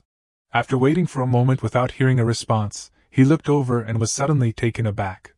Lin Xian was sitting there meditating, thinking to himself. After leaving the forbidden area, the spiritual energy from heaven and earth surged into his body like a tidal wave. This was the perfect opportunity to break through. The group of immortals noticed and shouted, "Damn it, this little brat wants to break through right here. It won't be that easy," and then they banded together to disrupt him. However, Elder Lu managed to step in and stop them just in time. One immortal said, "Let me hold this old man back. You all go and snatch the cauldron." The group agreed, "Okay." Then they all charged towards them. Everyone was worried. "Oh no, now the late-stage immortal powerhouses are attacking the undefined immortal sect. What are we going to do?" Bai Tsongling reassured everyone. "Don't panic, the elders of the sect will definitely come up with a plan." Suddenly, a protective barrier surrounded her. Tsongling was surprised. "This is a protective formation." At that moment, the sect leader spoke up, "Disciples, hurry back to the ship." Everyone sighed in relief. "It's the sect leader, thank goodness, we're saved." Meanwhile, Lin Xian was still in the breakthrough phase. Elder Lu wanted to create a shield to protect him but couldn't. "What? My magic can't form a protective barrier around Lin Xian?" Just then, an immortal hurled a dagger at him, sneering, "A cauldron that doesn't even have a hint of spiritual energy can be used for defense? How ridiculous!" At that moment, the cauldron appeared, unleashing a terrifying force that prevented the immortal from continuing his attack. Seeing this, the group shouted, "Run quickly." Elder Lu thought to himself, "Great, now they're all focused on the cauldron, running around in a panic. They don't have time to worry about anything else. This is the perfect opportunity for me to strike." Saying that, he summoned a divine sword and attacked a group of immortals. One immortal sensed the power behind him and turned to look. Suddenly, a massive explosion erupted. A group from another direction quickly realized and shouted to each other, "Grab him," he thought, "there are so many of them." At that moment, Lin Xian suddenly emitted an incredibly bright light that left everyone dazed. A female celestial being tried to shield her eyes from the blinding glow. She then peeked through her fingers at him, thinking to herself, "How annoying, could it be that in such a short time he has made a breakthrough in his cultivation?" After that, he opened his eyes wide. Meanwhile, on the treasure ship, chaos erupted. "Are we really going to die here today? I have a bad feeling about this," Songling said, brushing it off. "What are you talking about? With the sect master and the elders here, we will definitely make it back safely." At that moment, they also noticed the sudden appearance of the dazzling light outside, and she wondered what was happening out there. Just then, Lin Xian woke up, surrounded by a surge of green energy. He joyfully thought, "Great, my cultivation has increased 2 levels continuously, now I'm at the mid-stage of the fusion realm." Lin Xian looked up and continued to think, "This treasure is so powerful it could crush a late-stage celestial being. Master, what kind of extraordinary artifact have you given me?" He stood in front to protect Wl Yang, as a group of celestial beings surrounded the two of them. She disdainfully whispered, "Master, these people are really making me want to vomit." He summoned his spears and replied, "Don't worry, even if I die, I won't let anyone take you away from me." He grabbed one spear, while dozens of others were diving down from the sky. Then he commanded them to attack the group. They were struck by the spears from all directions, barely managing to cover their heads to dodge. One of them quickly created a defensive formation and said, "This guy is really strange, his combat power is unfathomable. Right now, he has 2 top-tier artifacts. It's initially speculated that this spear is a legendary heavenly grade artifact." That person ordered, "Everyone use your divine abilities to kill him." The others responded in unison, "Understood." They then raised 2 fingers in front of them to chant a spell. Seeing this, Lin Xian scoffed, "Celestial beings are really just like this." He then shot them a confident glance. After that, he unleashed a massive burst of energy downward. Meanwhile, at Lu Elder's location, he was dealing with another group of people. He walked over and called out, "Lu Elder." They thought they had it easy and said, "Kid, not bad at all, you came here to hand over your life. Just in time for me to teach you a lesson." He said, "Lin Xian, hurry up. As for that immortal," he ordered, "hold him down, don't let him escape." He was confused. "What?" They said, "Earlier in the battle, we couldn't defeat you, but with the combined power of the 2 of us, we can definitely hold you down. Lu Elder, I advise you to surrender quickly." He retorted, "Looks like I've been underestimated by the younger generation." Then, with a single strike, he attacked both female immortals. The 2 were injured, gasping for breath. "This guy didn't hesitate to harm himself to break free from our restraints. It seems we really underestimated him." Not stopping there, Lu Elder chased after the immortal wielding the heavenly artifact. The 2 were shocked. "What? He still has the strength to chase someone else?" Then that guy was pierced through the body by his sword. He coughed up blood and then turned back to say, "What a man who doesn't care about his life. Retreat now." Lin Xian caught him. "Lu Elder, you said I'm afraid I can't take you back." He worriedly said, "Lu Elder, you're here. Actually, we want to leave this place. It's not hard." In his mind, he thought, after all, with the protective Great Cauldron. Even if a late-stage immortal came, even if all the late-stage immortal powerhouses here teamed up, I would be fine. He said, "It's okay. After today, I will die anyway, so why not do something meaningful before I go?" He continued, "Lu Elder, if you step into the Earth Immortal Realm, can you defeat those people?" He sighed, "If the heavenly Tao had a spirit, how could I have been trapped in the late-stage immortal realm? You are the new hope of the boundless immortal sect. The cauldron can only be used once, so keep it for yourself. After all, I'm old. Even if I can break through, it won't mean much anymore." Lin Xian said, "If we set aside the cauldron, I have other ways. Lu Elder, would you like to give it a try?"